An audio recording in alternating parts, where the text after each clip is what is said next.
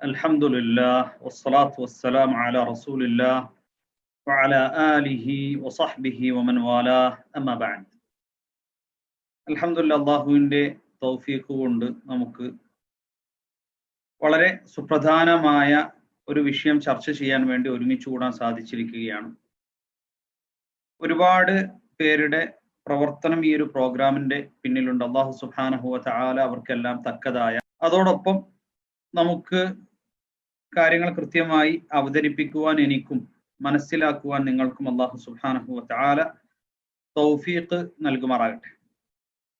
ഒരു മനുഷ്യന്റെ സമ്പത്ത് എന്ന് പറയുന്നത് നമുക്കറിയാം, പരിശുദ്ധ ഇസ്ലാം വളരെ പ്രാധാന്യത്തോടു കൂടി തന്നെ കണ്ടിട്ടുള്ള ഒരു കാര്യമാണ്. ദറൂറിയാത്തുൽ ഖംസ്, അതായത് പരിശുദ്ധ ഇസ്ലാമിലെ നിയമങ്ങൾ മൊത്തത്തിൽ നമ്മൾ എടുത്താൽ 5 കാര്യങ്ങളെ സംരക്ഷിക്കുന്നതാണ് മനുഷ്യന്റെ ജീവൻ, അതുപോലെ തന്നെ അവന്റെ ബുദ്ധി, വിവേകം, അതുപോലെ സമ്പത്ത്, അവന്റെ നിലനിൽപ്പ് തുടങ്ങിയിട്ടുള്ള കാര്യങ്ങൾ.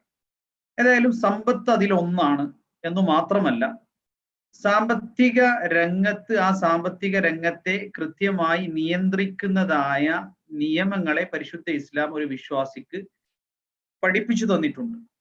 ആ നിയമങ്ങൾ ഒരു വിശ്വാസിയുടെ തന്നെ, അതുപോലെ തന്നെ ഒരു സമൂഹത്തിന്റെയും സാമ്പത്തികമായ ഭദ്രതക്കും നന്മക്കും വേണ്ടിയുള്ളതാണ് എന്നതാണ് നമ്മൾ ഒന്നാമതായി മനസ്സിലാക്കേണ്ടത്.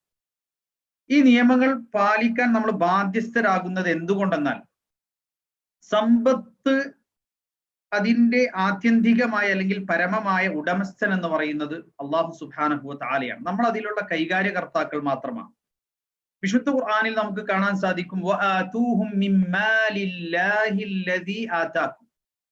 അല്ലാഹു സുബ്ഹാനഹു വ തആല നിങ്ങൾക്ക് നൽകിയ അല്ലാഹുവിന്റെ ധനത്തിൽ നിന്നും നിങ്ങൾ അവർക്ക് നൽകുക എന്ന പ്രയോഗം വിശുദ്ധ ഖുർആനിൽ വന്നിട്ടുണ്ട്.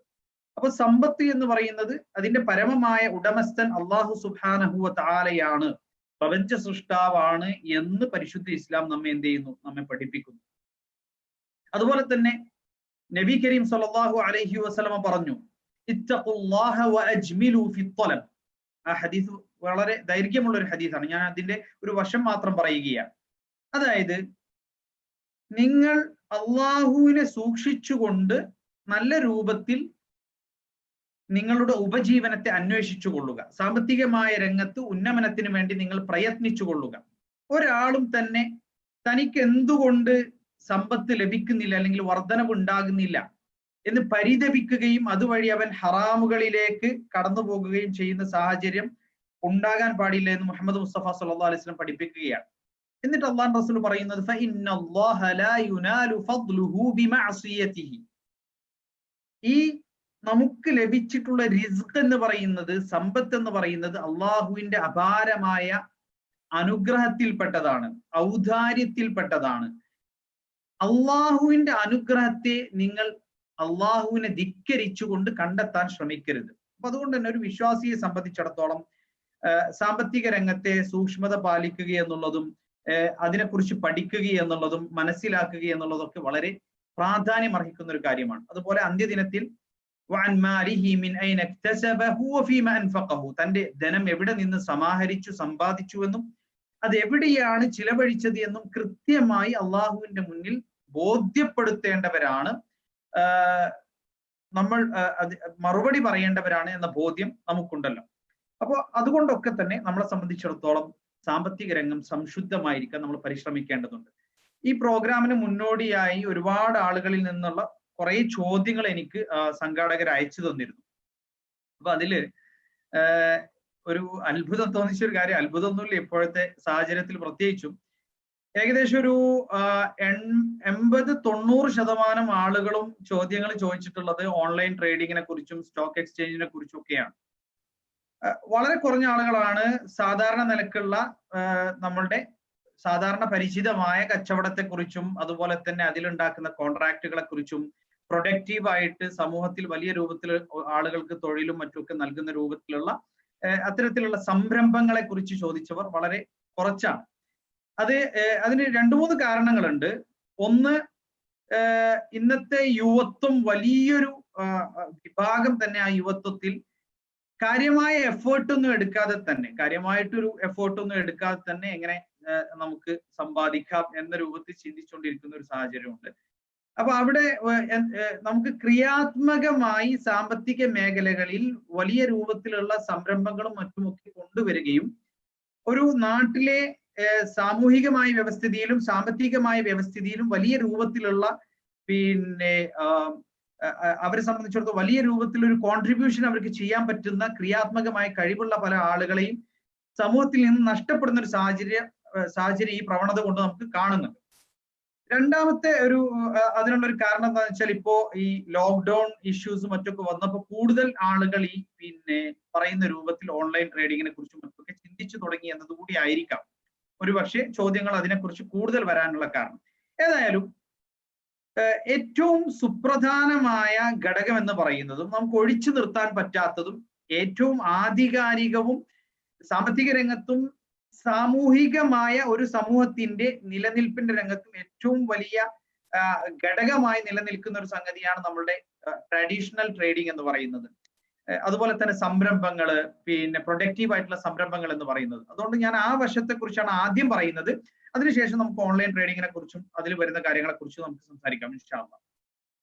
അപ്പൊ ഇവിടെ ഒരു കച്ചവടം അല്ലെങ്കിൽ ഒരു സംരംഭം, അത് കച്ചവടമാകാം അല്ലെങ്കിൽ ഒരു സർവീസ് പ്രൊവൈഡർ ആകാം, ഏത് രൂപത്തിലുള്ളതാണെങ്കിലും ഒരു കച്ചവടം തുടങ്ങുന്ന സമയത്ത് അതിൽ പാർട്ട്ണർഷിപ്പ് ഏതെല്ലാം തരത്തിൽ ആകാം, അതുപോലെ തന്നെ അതിന്റെ കോൺട്രാക്ട് ഏതൊക്കെ രൂപത്തിലായിരിക്കണം. ഒരു ബിസിനസ്സിലേക്ക് നമ്മൾ ഇൻവെസ്റ്റേഴ്സിനെ സ്വീകരിക്കുകയാണെങ്കിലും അല്ലെങ്കിൽ പാർട്ട്നേഴ്സിനെ സ്വീകരിക്കുകയാണെങ്കിലും ബിസിനസ് നടത്തുന്ന വ്യക്തിയും ഈ ഇൻവെസ്റ്റേഴ്സും തമ്മിൽ ഉണ്ടാകേണ്ട ധാരണ എപ്രകാരമാണ്, അതിന്റെ പ്രോഫിറ്റ് എങ്ങനെ ഫിക്സ് ചെയ്യണം, അതുപോലെ തന്നെ നഷ്ടം സംഭവിക്കുകയാണെങ്കിൽ ആരാണ് അത് വഹിക്കേണ്ടത്, നഷ്ടം സംഭവിക്കുന്നതുമായി ബന്ധപ്പെട്ട് ഉണ്ടാകേണ്ടതായ ധാരണ എന്താണ്, ഇങ്ങനെ ഒരുപാട് ചോദ്യങ്ങൾ അതുമായി ബന്ധപ്പെട്ട് നമുക്ക് വന്നിട്ടുണ്ട്.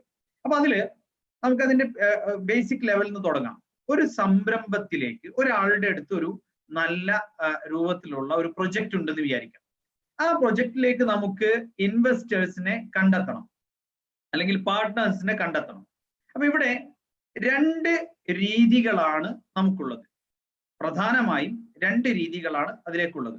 ഇപ്പൊ നമുക്ക് ഇതിൽ മറ്റൊരു ചോദ്യം വന്നിട്ടുള്ളത്, നമുക്ക് ക്യാപിറ്റൽ ഫണ്ട്, ബാങ്ക് ലോൺസ് അല്ലാത്ത രൂപത്തിൽ നമുക്ക് ക്യാപിറ്റൽ ഫണ്ട് എങ്ങനെ റൈസ് ചെയ്യാം, നമുക്ക് എങ്ങനെ ക്യാപിറ്റൽ ഫണ്ട് കണ്ടെത്താം എന്നും ഇതിൽ ചോദ്യം വന്നിട്ടുണ്ട്. അപ്പോ ഇത് രണ്ട് രൂപത്തിൽ നമുക്ക് ചെയ്യാൻ സാധിക്കും. നമ്മളൊരു സംരംഭകനാണ്, നമുക്ക് അതിലേക്ക് ആ സംരംഭം നല്ല നിലക്ക് മുന്നോട്ട് പോകാൻ ഫണ്ട് ആവശ്യമുണ്ട് എങ്കിൽ മറ്റുള്ളവർക്ക് മുന്നിൽ രണ്ട് ഓപ്ഷൻസ് നമുക്ക് വെക്കാം. ഒന്ന് ഇക്വിറ്റി പാർട്ട്ണർഷിപ്പ്, അതല്ലെങ്കിൽ മറ്റൊന്ന് മുദാറബ എന്ന് പറയും. അതായത് അവർ ഫണ്ട് ഇൻവെസ്റ്റ് ചെയ്യുകയും നമ്മൾ ആ ഫണ്ടിനെ മാനേജ് ചെയ്യുകയും ചെയ്യുന്ന രീതി. അവർ യഥാർത്ഥത്തിൽ ഈ സംരംഭത്തിലെ പാർട്ട്നേഴ്സ് ആകുന്നില്ല, ഇക്വിറ്റി പാർട്ട്നേഴ്സ് ആകുന്നില്ല. അവരുടെ ഫണ്ട് നമ്മളൊരു പ്രോഫിറ്റ് ലോസ് ഷെയർ ചെയ്യുന്ന രൂപത്തിൽ എന്ത് ചെയ്യുന്നു, നമ്മൾ അവരുടെ ഫണ്ട് മാനേജ് ചെയ്യുന്ന ഫണ്ട് മാനേജേഴ്സ് ആയി മാറുകയാണ് ചെയ്യുന്നത്. അവർ ഫണ്ട് ഇൻവെസ്റ്റേഴ്സ് ആയിട്ട് മാറുകയുമാണ് ചെയ്യുന്നത്. അപ്പൊ ഈ രണ്ട് രീതിയാണ് നമുക്കുള്ളത്. ഒന്ന് ഇക്വിറ്റി പാർട്ട്ണർഷിപ്പ്, മറ്റൊന്ന് നമുക്ക് ഫണ്ട് മാനേജ്മെന്റ് അല്ലെങ്കിൽ മുദാറബ എന്ന് പറയാം. അതായത് ഒരാള് പണം ഇൻവെസ്റ്റ് ചെയ്യുന്നു, മറ്റൊരാൾ ആ പണം കൊണ്ട് എന്ത് ചെയ്യുന്നു, പ്രൊഡക്റ്റീവ് ആയിട്ട് ആ പണത്തെ ബിസിനസ് ചെയ്യുന്നു, അതിൽ പ്രോഫിറ്റ് ഓർ ലോസ് അതിൽ ഉണ്ടാകുന്ന രീതിയാണത്. അപ്പൊ ഇവിടെ നമ്മളുടെ നാട്ടിൽ കണ്ടുവരുന്ന ഒരു സംരംഭത്തിലേക്ക്, ഇപ്പൊ നമ്മുടെ നാട്ടിൽ പല ആളുകളും ഞാൻ ഇന്ന ബിസിനസ് ചെയ്യുന്നുണ്ട്, നിങ്ങൾ ഇൻവെസ്റ്റ് ചെയ്യുന്നുണ്ടോ, അല്ലെങ്കിൽ നിങ്ങൾക്ക് ഇൻവെസ്റ്റ് ചെയ്യാം, ഇത്ര ലാഭം കിട്ടും എന്നൊക്കെ പറയുന്ന പല രൂപത്തിലുള്ള സംരംഭങ്ങൾ നമ്മുടെ നാട്ടിലുണ്ട്. പക്ഷെ ഈ സംരംഭങ്ങളുമായി ബന്ധപ്പെട്ട് നമ്മൾ മനസ്സിലാക്കേണ്ട ഒരു വിഷയം എന്താണെന്ന് വെച്ചാൽ അതിന്റെ കുഴപ്പങ്ങളെ ആദ്യം നമുക്ക് മനസ്സിലാക്കാം.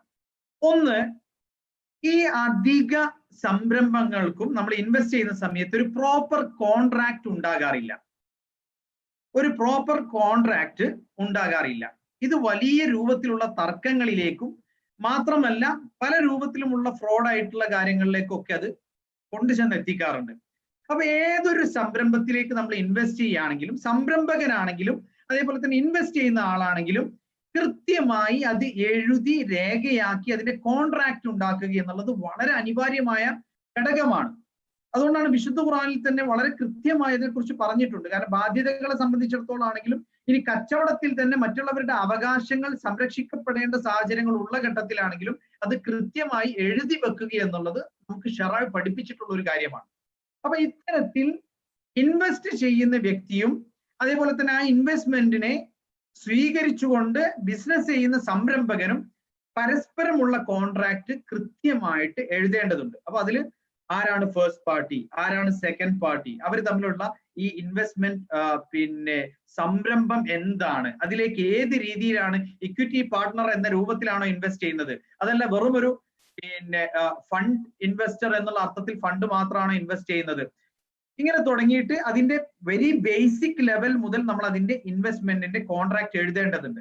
അത് എഴുതി നമ്മൾ വരുന്ന സമയത്ത് ഇപ്പോ നമ്മൾ പല കമ്പനീസിന്റെ കോൺട്രാക്ട്സ് നമ്മൾ പരിശോധിക്കാറുണ്ട്. പലരും ഈ ഇത്തരം കോൺട്രാക്ട്സ് നമുക്ക് അയച്ചു തന്ന് അത് നമ്മൾ ഓഡിറ്റ് ചെയ്യുമ്പോൾ, ശരിയായ ഓഡിറ്റിംഗ് നടത്തുമ്പോൾ അതിൽ നമുക്ക് കാണാൻ സാധിക്കാറുള്ള പല രൂപത്തിലുള്ള നിഷിദ്ധങ്ങൾ ആ കോൺട്രാക്ട്സിൽ കടന്നു വരാറുണ്ട്. അതിൽ പെട്ടതാണ് ഒന്ന് ഫിക്സഡ് പ്രോഫിറ്റ് ഉണ്ടായിരിക്കുക എന്നുള്ളത്. ഇപ്പൊ നമ്മുടെ നാട്ടില് ഇത്ര ലക്ഷം നിങ്ങൾ നിക്ഷേപിച്ചാൽ 1 ലക്ഷത്തിന് ഇത്ര രൂപ എന്ന നിലക്ക് മാസം നിങ്ങൾക്ക് നൽകും. ഇപ്പോ ചില ആളുകളൊക്കെ അല്ലെങ്കിൽ ഡെയിലി ബേസിസിൽ റിട്ടേൺ ഓൺ ഇൻവെസ്റ്റ്മെന്റ് ഇത്ര നിങ്ങൾക്ക് ലഭിക്കും, അല്ലെങ്കിൽ മന്ത്ലി ബേസിസിൽ ഇത്ര ലഭിക്കും, അല്ലെങ്കിൽ വീക്ക്ലി ബേസിസിൽ ഇത്ര ലഭിക്കും എന്ന രൂപത്തിൽ ഫിക്സഡ് ആയിട്ടുള്ള പ്രോഫിറ്റ് നൽകുന്നത് ഇത് ഇസ്ലാമിൽ അനുവദനീയമല്ല. ഇത് ഇസ്ലാമിൽ അനുവദനീയമല്ല. കാരണം പ്രോഫിറ്റ് എന്ന് പറയുന്നത് അത് കൂടാം കുറയാം. അപ്പൊ നിങ്ങൾ നൽകുന്ന ഇൻവെസ്റ്റ്മെന്റിന്റെ ഇത്ര പെർസെന്റേജ്, അതായത് 1 ലക്ഷം രൂപയ്ക്ക് ഇത്ര രൂപ എന്ന രൂപത്തിലുള്ള ഇൻവെസ്റ്റ്മെന്റ് അത് നിഷിദ്ധമാണ്. നേരെ മറിച്ച് എത്രയാണോ പ്രോഫിറ്റ് ഉണ്ടാകുന്നത്, in case there is profit, ഒരു പക്ഷെ അവിടെ പ്രോഫിറ്റ് ഇല്ലാതിരിക്കാം, അപ്പൊ അവിടെ പ്രോഫിറ്റ് ഉണ്ടെങ്കിൽ ആ ഉള്ള പ്രോഫിറ്റിന്റെ ഇത്ര പെർസെന്റേജ് ആണ് ഇൻവെസ്റ്റ് ചെയ്യുന്ന വ്യക്തിക്ക് ഉണ്ടാകുക എന്നുള്ളതാണ്. അപ്പൊ ഇവിടെ ഈ ഇക്വിറ്റി പാർട്ട്ണർഷിപ്പും അതേപോലെ തന്നെ വെറും ഫണ്ടിന്റെ വിഷയത്തിൽ മാത്രം പാർട്ട്നേഴ്സ് ആകുന്നതുമായ 2 വിഷയത്തിലാണെങ്കിലും നമ്മൾ മനസ്സിലാക്കേണ്ടത് യഥാർത്ഥത്തിൽ ആ ബിസിനസ്സിന് വേണ്ടിയിട്ടായിരിക്കണം ആ പണം ഉപയോഗിക്കപ്പെടേണ്ടത്. ഇപ്പോ ഒരു ബിസിനസ്സിലേക്ക് നമ്മൾ ഈ രൂപത്തിൽ കരാറൊക്കെ ഉണ്ടാക്കിയിട്ട് നമ്മൾ പണം നിക്ഷേപിക്കുന്നു. എനിക്ക് 2 ദിവസം മുന്നേ ഒരു സഹോദരൻ, എനിക്ക് എൻ്റെ ഒരു കസിൻ തന്നെയാണ്, അവൻ വിളിച്ചിട്ട് ചോദിച്ചൊരു ചോദ്യം എന്താന്ന് വെച്ചാൽ, ഞങ്ങൾക്ക് അത്യാവശ്യമായിട്ട് കുറച്ച് പണം ആവശ്യമുണ്ട്, അപ്പോ ഞങ്ങളുടെ ബിസിനസ്സിൽ നിന്ന് ഇത്ര ലാഭം നിങ്ങൾക്ക് തരാം എന്ന് പറഞ്ഞുകൊണ്ട് ഒരു ഇൻവെസ്റ്റ്മെന്റ് എന്ന രൂപത്തിൽ ഞങ്ങളുടെ ഈ ആവശ്യത്തിന് വേണ്ടിയിട്ട് പണം സ്വീകരിക്കാൻ പറ്റും. അപ്പൊ യഥാർത്ഥത്തിൽ ഈ ബിസിനസ്സിലേക്ക് അല്ല അവർ പണം സ്വീകരിക്കുന്നത്. അവർ ഈ പണം അവരുടെ മറ്റൊരു ആവശ്യത്തിന് വേണ്ടി, അവരുടെ മറ്റൊരു ബാധ്യതയോ മറ്റോ ക്ലിയർ ചെയ്യാൻ വേണ്ടിയിട്ട് അതിലേക്കാണ് അവർ എന്ത് ചെയ്യുന്നത്, ഈ പണം സ്വീകരിക്കുന്നത്. പക്ഷെ ഈ പണത്തെ അവര് ഈ ബിസിനസ്സിൽ ഒരിക്കലും ഉപയോഗപ്പെടുത്തുന്നില്ല. അതേ സ്ഥാനത്ത് ഇത്ര പ്രോഫിറ്റ് തരാം എന്നീ പണം നൽകുന്നവരോട് അവർ വാക്ക് കൊടുക്കുകയും ചെയ്യുന്നു. ഇത് ഏത് അടിസ്ഥാനത്തിലാണ്? ഇത് പച്ചയായ പലിശയാണ്. കാരണം അവരിവിടെ അവരുടെ ഒരു ആവശ്യത്തിന് വേണ്ടി പണം കടം വാങ്ങുകയാണ് ചെയ്യുന്നത്. എന്നാൽ പണം ആളുകളിൽ നിന്ന് ലഭിക്കാനുള്ള ഒരു ഉപാധിയായി ഞങ്ങൾ നിങ്ങൾക്ക് പ്രോഫിറ്റ് തരാം എന്ന് പറയുന്നു. യഥാർത്ഥത്തിൽ ആ പണം കൊണ്ട് അവർ ബിസിനസ് പോലും ചെയ്യുന്നില്ല. അപ്പൊ ഇത് ഇസ്ലാമികമായി അനുവദനീയമായ കാര്യമല്ല. അപ്പൊ നമ്മളൊരു സംരംഭത്തിന് വേണ്ടി ഫണ്ട് വാങ്ങിക്കുകയാണ് എങ്കിൽ ആ സംരംഭത്തിന് വേണ്ടിയിട്ട് നമ്മൾ ഉപയോഗിക്കേണ്ടതുണ്ട്. അത് നമുക്ക് റെസ്ട്രിക്റ്റഡ് ആയിട്ട് വാങ്ങിക്കാം, അല്ലെങ്കിൽ ആ കോൺട്രാക്റ്റിൽ റെസ്ട്രിക്റ്റഡ് ആയിട്ട് ഇപ്പോൾ തുണിക്കച്ചവടത്തിന് വേണ്ടി, ടെക്സ്റ്റൈൽ ബിസിനസ്സിന് വേണ്ടി, അല്ലെങ്കിൽ മത്സ്യ സംബന്ധമായ കച്ചവടത്തിന് വേണ്ടി, അല്ലെങ്കിൽ ഫുഡ് സംബന്ധമായ കച്ചവടത്തിന് വേണ്ടി, ഇങ്ങനെ നമുക്ക് റെസ്ട്രിക്റ്റഡ് ആയ ഏരിയകളിൽ ആ ഇൻവെസ്റ്റ്മെന്റിനെ എന്ത് ചെയ്യാം, റെസ്ട്രിക്ട് ചെയ്തുകൊണ്ട് കോൺട്രാക്ട് ഉണ്ടാക്കാം. അതല്ലെങ്കിൽ അൺറെസ്ട്രിക്റ്റഡ് ആയിട്ട് ഒരാൾക്ക് നിങ്ങൾക്ക് ഹലാലായ രൂപത്തിൽ ഈ ഫണ്ടിനെ ഏത് അർത്ഥത്തിലും ബിസിനസ്സുകളിൽ നിങ്ങൾക്ക് മാനേജ് ചെയ്യാം, പക്ഷെ പ്രോഫിറ്റ് ആൻഡ് ലോസ് നമ്മൾ പരസ്പരം ഷെയർ ചെയ്യും എന്ന രൂപത്തിലും ചെയ്യാം. അപ്പൊ ഇതാണ് നമ്മളൊരു ഫണ്ട് മാനേജ്മെന്റ് എന്ന രൂപത്തിൽ, മുദാറബ എന്ന രൂപത്തിൽ നമ്മൾ ഒരു ബിസിനസ് ചെയ്യുകയാണെങ്കിൽ സംഭവിക്കുന്നത്. പക്ഷെ യഥാർത്ഥത്തിൽ ബിസിനസ്സിന് വേണ്ടിയാണ് ആ പണം ഉപയോഗിക്കപ്പെടേണ്ടത്. അതിൽ നിന്നുണ്ടാകുന്ന പ്രോഫിറ്റ് അതേപോലെ തന്നെ ലോസ് എത്ര എന്ന് നിർണ്ണയിക്കാൻ സാധിക്കുന്ന രൂപത്തിൽ ആ ഫണ്ട് എവിടെയാണ് ഇൻവെസ്റ്റ് ചെയ്തത് എന്ന് കൃത്യമായി സംരംഭകന് അറിയേണ്ടതുണ്ട്. അതിനനുസരിച്ചാണ് പ്രോഫിറ്റ് ആൻഡ് ലോസ് നമ്മൾ ഷെയർ ചെയ്യുന്നത്. ഇനി ഇക്വിറ്റി പാർട്ട്ണർഷിപ്പ് ആണെങ്കിൽ, ഇപ്പൊ നടന്നുകൊണ്ടിരിക്കുന്ന ഒരു സംരംഭത്തിൽ നമ്മളൊരു കച്ചവടത്തിന് വേണ്ടിയല്ല, നടന്നുകൊണ്ടിരിക്കുന്ന ഒരു സംരംഭത്തിലേക്ക് നമുക്ക് കുറച്ച് ഫണ്ട് ആവശ്യമുണ്ട്. അപ്പൊ ആ ഫണ്ട് ആവശ്യമുണ്ടെങ്കിൽ ഒരു പാർട്ട്ണറെ ആ സംരംഭത്തിലേക്ക് നമുക്ക് ചേർത്തണം എന്നുണ്ടെങ്കിൽ, പ്രത്യേകിച്ച് ഒരു കച്ചവടമല്ല, ഒരു സർവീസ് പ്രൊവൈഡർ ആണ്, അതല്ലെങ്കിൽ അവരെ സംബന്ധിച്ചിടത്തോളം അവരുടെ ഒരു ബിൽഡിങ്സ്, അവരുടെ അസറ്റ്സ് കുറച്ചുകൂടി ഇംപ്രൂവ് ചെയ്യാൻ വേണ്ടിയിട്ടും, അല്ലെങ്കിൽ അവരുടെ ഫാക്ടറി കുറച്ചും കൂടി ഇംപ്രൂവ് ചെയ്യാൻ വേണ്ടിയിട്ടും, പ്രൊഡക്ഷൻ കൂട്ടാൻ വേണ്ടിയിട്ടുള്ള അതിന്റെ ഫെസിലിറ്റീസ് ഇംപ്രൂവ് ചെയ്യാൻ വേണ്ടിയിട്ടൊക്കെയാണ് അവർക്ക് ഇൻവെസ്റ്റ്മെന്റ് ആവശ്യമുള്ളത് എന്നുണ്ടെങ്കിൽ, അവരെ സംബന്ധിച്ചിടത്തോളം ഇവിടെ ഫണ്ട് മാനേജ്മെന്റ് എന്ന രൂപത്തിൽ അവർക്ക് ഇൻവെസ്റ്റ്മെന്റ് സ്വീകരിക്കാൻ സാധിക്കുകയില്ല. അവർക്ക് ഇക്വിറ്റി പാർട്ട്ണർഷിപ്പ് എന്ന അർത്ഥത്തിൽ തന്നെ ഇൻവെസ്റ്റ്മെന്റ് അവർക്ക് സ്വീകരിക്കേണ്ടി വരും. കാരണം എന്താന്ന് വെച്ചാൽ ഇതൊരു ആ ഫണ്ട് കൊണ്ട് ഒരു കച്ചവടം നടത്തപ്പെടുകയല്ല ചെയ്യുന്നത്, ഒന്നുകിൽ അവരുടെ അസറ്റ്സിൽ അവർ ഇൻവെസ്റ്റ് ചെയ്യാണ് ചെയ്യുന്നത്. അപ്പൊ ഇത്തരം സാഹചര്യത്തിൽ അവരൊരു ഇക്വിറ്റി പാർട്ട്ണർഷിപ്പ് നിർണയിച്ചുകൊണ്ട് എത്രയാണ് അവരുടെ ടോട്ടൽ ബിസിനസിന്റെ വാല്യൂ കണക്കാക്കുകയും ഇതിലേക്ക് നിക്ഷേപിക്കപ്പെടുന്ന പണം അനുസരിച്ച് എത്ര ഷെയർ ആണോ അവർക്ക് ഇഷ്യൂ ചെയ്യാൻ പറ്റുക ആ രൂപത്തിൽ ഷെയർ നിർബന്ധമായി ഇഷ്യൂ ചെയ്യുകയും ചെയ്യേണ്ടി വരും. അല്ല എന്നുണ്ടെങ്കിൽ അവർക്ക് ആ ഇൻവെസ്റ്റ്മെന്റ് കേവലം കടം എന്ന അർത്ഥത്തിൽ ആരെങ്കിലും അവർക്ക് നൽകുകയാണെങ്കിൽ അവർക്ക് സഹായിക്കാം, ആ പണം അതുപോലെ തിരിച്ചു കൊടുക്കാം, പ്രോഫിറ്റോ അല്ലെങ്കിൽ മറ്റുള്ള കാര്യങ്ങളോ അതിൽ ഉണ്ടാകുകയില്ല. അതല്ലെങ്കിൽ ഇൻവെസ്റ്റ്മെന്റ് ആയിട്ടാണ് സ്വീകരിക്കുന്നത് എങ്കിൽ അവിടെ അവർക്ക് പാർട്ട്ണർഷിപ്പ് നിർബന്ധമായി ഷെയർ ഇഷ്യൂ ചെയ്യേണ്ട സാഹചര്യം അവർക്ക് ഉണ്ടാകുന്നതാണ്. എന്നാൽ അതേസമയം ഒരു കച്ചവടത്തിൽ ഇത്ര ലോഡ് കൊണ്ടുവരുന്നു, നമുക്കിവിടെ റിക്വയർമെന്റ് ഉണ്ട്, എന്നാൽ ആ ലോഡ് കൊണ്ടുവരാനുള്ള എമൗണ്ട് നമ്മളുടെ കയ്യിൽ ഇപ്പോൾ ഇല്ല എങ്കിൽ ആ സാഹചര്യങ്ങളിൽ നമുക്ക് നേരത്തെ പറഞ്ഞ പോലെ ഫണ്ട് നമുക്ക് എന്ത് ചെയ്യാം, ഫണ്ട് നമുക്ക് സ്വീകരിക്കാം. അതുപോലെ തന്നെ ഈ ഫണ്ട് സ്വീകരിച്ചിട്ട് നമുക്ക് ആ ഫണ്ട് കൊണ്ട് നമുക്ക് എന്ത് ചെയ്യാം, മൊത്തത്തിൽ നമ്മൾ ഈ ഫണ്ടുകൾ ഇതുപോലെയുള്ള ബിസിനസ്സുകളിൽ ഇക്വിറ്റി എന്നുള്ള ഒരു അർത്ഥത്തിലോ മറ്റുള്ള അർത്ഥത്തിലോ നമ്മൾ നിക്ഷേപിക്കുകയും ആ ഫണ്ടിനെ മാനേജ് ചെയ്ത് അതിൽ നിന്ന് ലഭിക്കുന്ന പ്രോഫിറ്റ് നമുക്ക് എന്ത് ചെയ്യാം, ഇൻവെസ്റ്റേഴ്സ് ആയിട്ട് ഷെയർ ചെയ്യുന്ന രീതിയും അനുവദനീയമാണ്. അപ്പൊ ഇവിടെ വ്യക്തമായ കോൺട്രാക്ട് ഉണ്ടാകണം എന്നുള്ളതാണ് ഇതിൽ നമ്മൾ അനിവാര്യമായിട്ടും നമ്മൾ മനസ്സിലാക്കേണ്ട ഒരു ഘടകം. അതുപോലെ തന്നെ ആ കോൺട്രാക്ട്സിൽ ഫിക്സഡ് പ്രോഫിറ്റ് പോലെയുള്ള കാര്യങ്ങൾ വരാൻ പാടില്ല. അത് അങ്ങനെ വരികയാണെങ്കിൽ അത് ഇൻട്രസ്റ്റ് ആയിട്ട് മാറും. അതുപോലെ തന്നെ ലോസ് ഷെയർ ചെയ്യുകയില്ല എന്നുള്ള രൂപത്തിലുള്ള കോൺട്രാക്ട്സ്, അതായത് നഷ്ടം ഒരിക്കലും ഇൻവെസ്റ്റ് ചെയ്യുന്ന ആൾ അറിയേണ്ടതില്ല, നിങ്ങൾക്ക് നിങ്ങളുടെ പണം പൂർണ്ണമായി തിരികെ ലഭിക്കും എന്ന് പറഞ്ഞുകൊണ്ടുള്ള ക്യാപിറ്റൽ ഇൻവെസ്റ്റ്മെന്റ് സെക്യൂർ ചെയ്തുകൊണ്ടുള്ള അല്ലെങ്കിൽ ഗ്യാരണ്ടി ചെയ്തുകൊണ്ടുള്ളതായ കോൺട്രാക്ട്സ്, ഈ കോൺട്രാക്ട്സും ഇസ്ലാമിൽ അനുവദനീയമല്ല. കാരണം നബി കരീം സല്ലല്ലാഹു അലൈഹി വസല്ലമ പറഞ്ഞു, അൽ ഗുൻമു ബിൽ ഗുർം, ലാഭം എടുക്കുന്നവൻ നഷ്ടം സഹിക്കാനും അയാൾ എന്താണ്, ബാധ്യസ്ഥനാണ്. അപ്പോൾ ഞാൻ നഷ്ടം സഹിക്കുകയില്ല, നഷ്ടം സംഭവിക്കുകയാണെങ്കിൽ എന്റെ ക്യാപിറ്റൽ ഇൻവെസ്റ്റ്മെന്റ് കംപ്ലീറ്റ്ലി എനിക്ക് തിരിച്ചു തരണം എന്ന് പറഞ്ഞുകൊണ്ടുള്ളതായ കോൺട്രാക്ട്സ് ആണ് എങ്കിൽ ആ കോൺട്രാക്ട്സ് ഇസ്ലാമികമായി പ്രോഹിബിറ്റഡ് ആണ്, അനുവദനീയമല്ല എന്നർത്ഥം. അപ്പൊ ഇവിടെ നമ്മൾ ഒരു ബിസിനസ്സിൽ ഇൻവെസ്റ്റ് ചെയ്യുന്നതിന് മുന്നേ ഫീസിബിലിറ്റി സ്റ്റഡി നടത്തണം. ആ ബിസിനസ് എത്രത്തോളം സെക്യൂർ ആണ്, അതിന്റെ റിസ്ക് എത്രത്തോളം ഉണ്ട്, എന്റെ പണം നഷ്ടപ്പെടാനുള്ള സാധ്യതകൾ എത്രത്തോളം ഉണ്ട്, ലാഭം ഉണ്ടാകാനുള്ള സാധ്യത എത്രത്തോളം ഉണ്ട്, ഇതൊക്കെ പഠിച്ചുകൊണ്ടാണ് നമ്മൾ ഒരു ബിസിനസ്സിൽ എന്ത് ചെയ്യുന്നത്, ഇൻവെസ്റ്റ് ചെയ്യുന്നത്. അപ്പൊ അങ്ങനെ നമ്മൾ ഇൻവെസ്റ്റ് ചെയ്ത് കഴിഞ്ഞാൽ പിന്നെ അതിൽ സ്വാഭാവികമായി വല്ല നഷ്ടവും സംഭവിക്കുകയാണെങ്കിൽ ആ നഷ്ടം വഹിക്കുവാൻ ഇൻവെസ്റ്റ് ചെയ്ത ഓരോ ആളുകളും ബാധ്യസ്ഥരായി തീരുന്നു എന്നർത്ഥം. ഇനി അതുപോലെ നമ്മൾ മനസ്സിലാക്കേണ്ട സംഗതിയാണ് പ്രോഫിറ്റ് റേഷ്യോ. അതേപോലെ തന്നെ ഈ ലോസ് ഉണ്ടാകുകയാണെങ്കിൽ ആ ലോസ് ഏത് രൂപത്തിലാണ് നമ്മൾ എന്ത് ചെയ്യേണ്ടത്, നമ്മൾ ഷെയർ ചെയ്യേണ്ടത് എന്നുള്ളതാണ്. അപ്പൊ ഇവിടെ നമ്മൾ പ്രോഫിറ്റ് എന്നുള്ളത് നമുക്ക് ഇഷ്ടമുള്ള രൂപത്തിൽ നമുക്ക് അതിന്റെ റേഷ്യോ തീരുമാനിക്കാം. പ്രോഫിറ്റ് എന്നുള്ളത് ഇഷ്ടമുള്ള രൂപത്തിൽ അതിന്റെ റേഷ്യോ തീരുമാനിക്കാം. അപ്പൊ ഇൻവെസ്റ്റ് ചെയ്യുന്ന വ്യക്തിയും അതേപോലെ തന്നെ സംരംഭകനും തമ്മിൽ പ്രോഫിറ്റ് റേഷ്യോ നേരത്തെ മുൻകൂട്ടി നിർണയിക്കേണ്ടതുണ്ട്. കാരണം എന്താ, പിന്നീട് അത് കോൺട്രാക്ടിന്റെ സമയത്ത് നിർണയിച്ചില്ലെങ്കിൽ പിന്നീട് അവർ തമ്മിൽ തർക്കമുണ്ടാകാൻ ഇടയുണ്ട്. അപ്പൊ അതുകൊണ്ട് തന്നെ ഒരു സംഖ്യ ഇൻവെസ്റ്റ് ചെയ്യുമ്പോൾ എത്രയാണ് പ്രോഫിറ്റ്, ആ സംഖ്യക്ക് ഉണ്ടാകുന്നതായ പ്രോഫിറ്റിന്റെ എത്ര റേഷ്യോ ആണ് ഇയാൾക്ക് കൊടുക്കുന്നത്, അതിന്റെ പെർസെൻറ്റേജ് എത്രയാണ് എന്നുള്ളത് പെർസെൻറ്റേജ് വൈസ് നിർണയിക്കപ്പെടേണ്ടതുണ്ട്. അപ്പൊ അത് കൃത്യമായി കോൺട്രാക്റ്റിൽ എഴുതുകയും അത് പ്രകാരമാണ് കാര്യങ്ങൾ മുന്നോട്ട് പോകേണ്ടത്. അതുപോലെ തന്നെ ഈ പ്രോഫിറ്റ് എന്നുള്ളത് നമ്മൾ കാൽക്കുലേറ്റ് ചെയ്യുന്നത് അത് ക്വാർട്ടർലി ആണോ അല്ലെങ്കിൽ ഇയർലി ആണോ എന്നുള്ളതൊക്കെ നമ്മൾ നിർണ്ണയിക്കേണ്ടതുണ്ട്. ക്വാർട്ടർലി എന്ന് പറയുമ്പോൾ എവറി 3 months ആണോ, അതല്ലെങ്കിൽ എവറി 6 months ആണോ, അതല്ല എവറി ഇയർ ആണോ എന്നുള്ളത് നമ്മൾ കൃത്യമായിട്ട് കോൺട്രാക്റ്റിൽ മെൻഷൻ ചെയ്യേണ്ടതുണ്ട്. അതുപോലെ തന്നെ നേരത്തെ നമ്മൾ പറഞ്ഞ രൂപത്തിൽ ഫണ്ട് മാനേജ്മെന്റ് എന്ന രൂപത്തിലാണ് ഇൻവെസ്റ്റ്മെന്റ് എന്നുണ്ടെങ്കിൽ അതിൽ നമ്മൾ അതിന്റെ സമയം നമുക്ക് നിർണയിച്ചുകൊണ്ട് നൽകാം, അല്ലെങ്കിൽ സമയം നിർണയിക്കാതെ നൽകാം. പക്ഷെ എനിവേ ആ കോൺട്രാക്ട് ക്യാൻസൽ ചെയ്യുന്ന സമയത്ത് എങ്ങനെയാണ് അതിൽ നിന്നും അതിന്റെ ക്യാൻസലേഷൻ പ്രോസസ് എന്നുള്ളതും കൃത്യമായിട്ട് എന്ത് ചെയ്യേണ്ടതുണ്ട്, കൃത്യമായിട്ട് നിർണയിക്കപ്പെടേണ്ടതുണ്ട്. അതായത് ഇപ്പോ ആ ക്യാഷ് ഒരു ബിസിനസ്സിൽ ഓൾറെഡി ഇൻവെസ്റ്റ് ചെയ്തിട്ടുള്ള സമയത്താണ് എങ്കിൽ സ്വാഭാവികമായും അതിൽ നിന്ന് ആ ക്യാഷ് പിൻവലിക്കാൻ സമയം ആവശ്യമാണ്. അപ്പോൾ അതിന്റെ പ്രോപ്പർ ആയിട്ടുള്ള ഒരു പിന്നെ ഈ കോൺട്രാക്ട് ക്യാൻസലേഷൻ പ്രോസസ്സ് കൃത്യമായിട്ട് ഈ കോൺട്രാക്റ്റിൽ എന്ത് ചെയ്യേണ്ടതുണ്ട്, മെൻഷൻ ചെയ്യേണ്ടതുണ്ട് എന്നുള്ളതാണ്. ഇനി ലോസ് സംഭവിക്കുകയാണെങ്കിൽ, നഷ്ടം സംഭവിക്കുകയാണെങ്കിൽ നമ്മൾ മനസ്സിലാക്കേണ്ടത് നഷ്ടങ്ങൾ രണ്ട് രൂപത്തിലുണ്ട്. ഒന്ന് സ്വാഭാവികമായി ഉണ്ടാകുന്ന നഷ്ടങ്ങൾ. സ്വാഭാവിക നഷ്ടങ്ങൾ എന്ന് പറയുമ്പോൾ ഇപ്പൊ നമുക്കറിയാം, ഇപ്പൊ കൊറോണ വൈറസ് എന്ന് പറയുന്ന ഈ ഒരു സംഗതി, ഈ ഒരു ക്രൈസിസ്, നമ്മൾ ആരും ഇത് വരുന്നു പ്രതീക്ഷിച്ചിരുന്നില്ല, അല്ലെങ്കിൽ ഇങ്ങനെ ഒന്നും ഉണ്ടാകും എന്നുള്ള പ്രതീക്ഷിച്ചിരുന്നില്ല.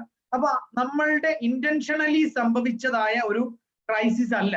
അപ്പൊ ഇങ്ങനെയുള്ള അൺഇൻറ്റൻഷനലി ആയിട്ടുള്ള, നമ്മളുടെ ഉദ്ദേശത്താൽ അല്ലാതെ സംഭവിക്കുന്നതായ എന്തെങ്കിലും ക്രൈസിസ് കാരണത്താലൊക്കെ നഷ്ടം സംഭവിക്കുകയാണെങ്കിൽ എല്ലാവരും ആ നഷ്ടം വഹിക്കാൻ ബാധ്യസ്ഥരാണ്.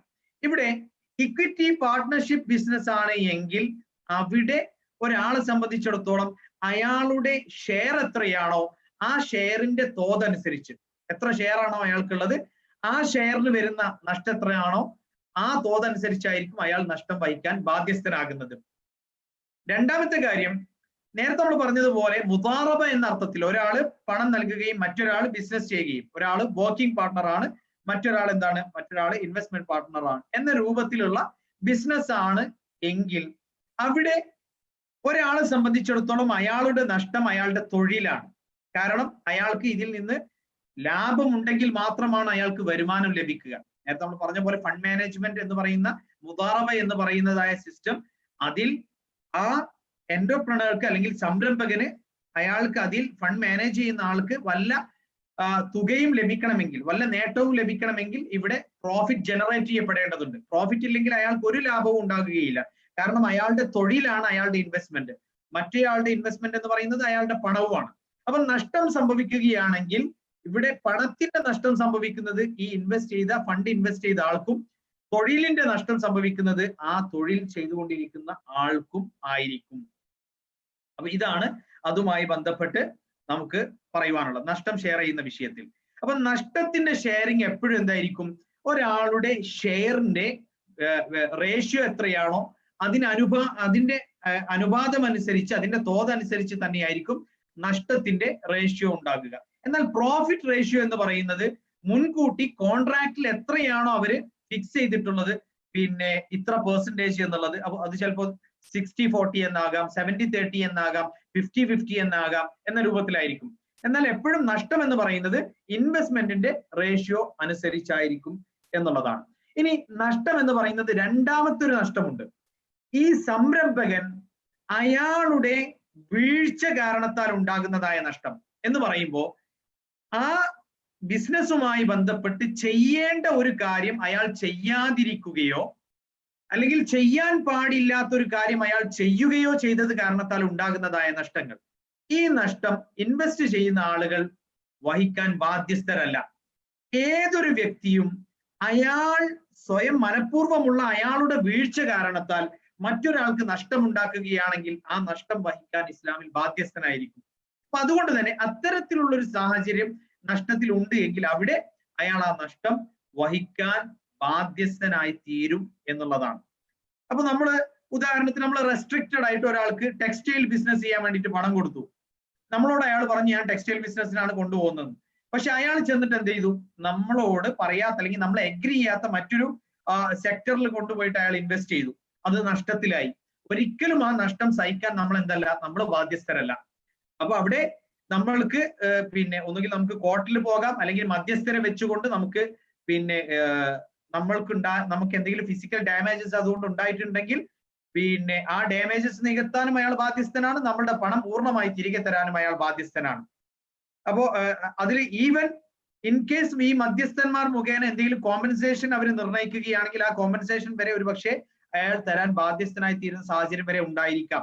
ഏതെങ്കിലും അർത്ഥത്തിൽ ഇദ്ദേഹത്തിന് മറ്റുള്ള രൂപത്തിലുള്ള നഷ്ടങ്ങളോ മറ്റോ ഉണ്ടായിട്ടുണ്ട് എന്നുള്ളത് ഈ മധ്യസ്ഥന്മാർ വിലയിരുത്തുകയാണ് എങ്കിൽ അവിടെ ഈ രൂപത്തിലുള്ള കാര്യങ്ങളൊക്കെ ആണ് നമ്മൾ ആ കോൺട്രാക്റ്റിൽ നമ്മൾ ചെയ്യുക. അപ്പൊ നഷ്ടം എന്ന് പറയുന്നത് സ്വാഭാവികമായി മാർക്കറ്റിൽ ഈ സംരംഭകന്റെ കാരണത്താൽ അല്ലാതെ ഉണ്ടാകുന്നതായ സ്വാഭാവിക നഷ്ടങ്ങളാണെങ്കിൽ, മാർക്കറ്റിന്റെ പിന്നെ പ്രശ്നങ്ങൾ കാരണത്താൽ സംഭവിച്ച നഷ്ടങ്ങളൊക്കെയാണ് എങ്കിൽ ഇൻവെസ്റ്റ് ചെയ്യുന്ന ആളുകൾ അത് വഹിക്കാൻ ബാധ്യസ്ഥരാണ്. അത് വഹിക്കുകയില്ല എന്ന് പറഞ്ഞുകൊണ്ട് നടത്തുന്നതായ ബിസിനസ് ആണെങ്കിൽ അത് അനുവദനീയമല്ല എന്നുള്ളതാണ്.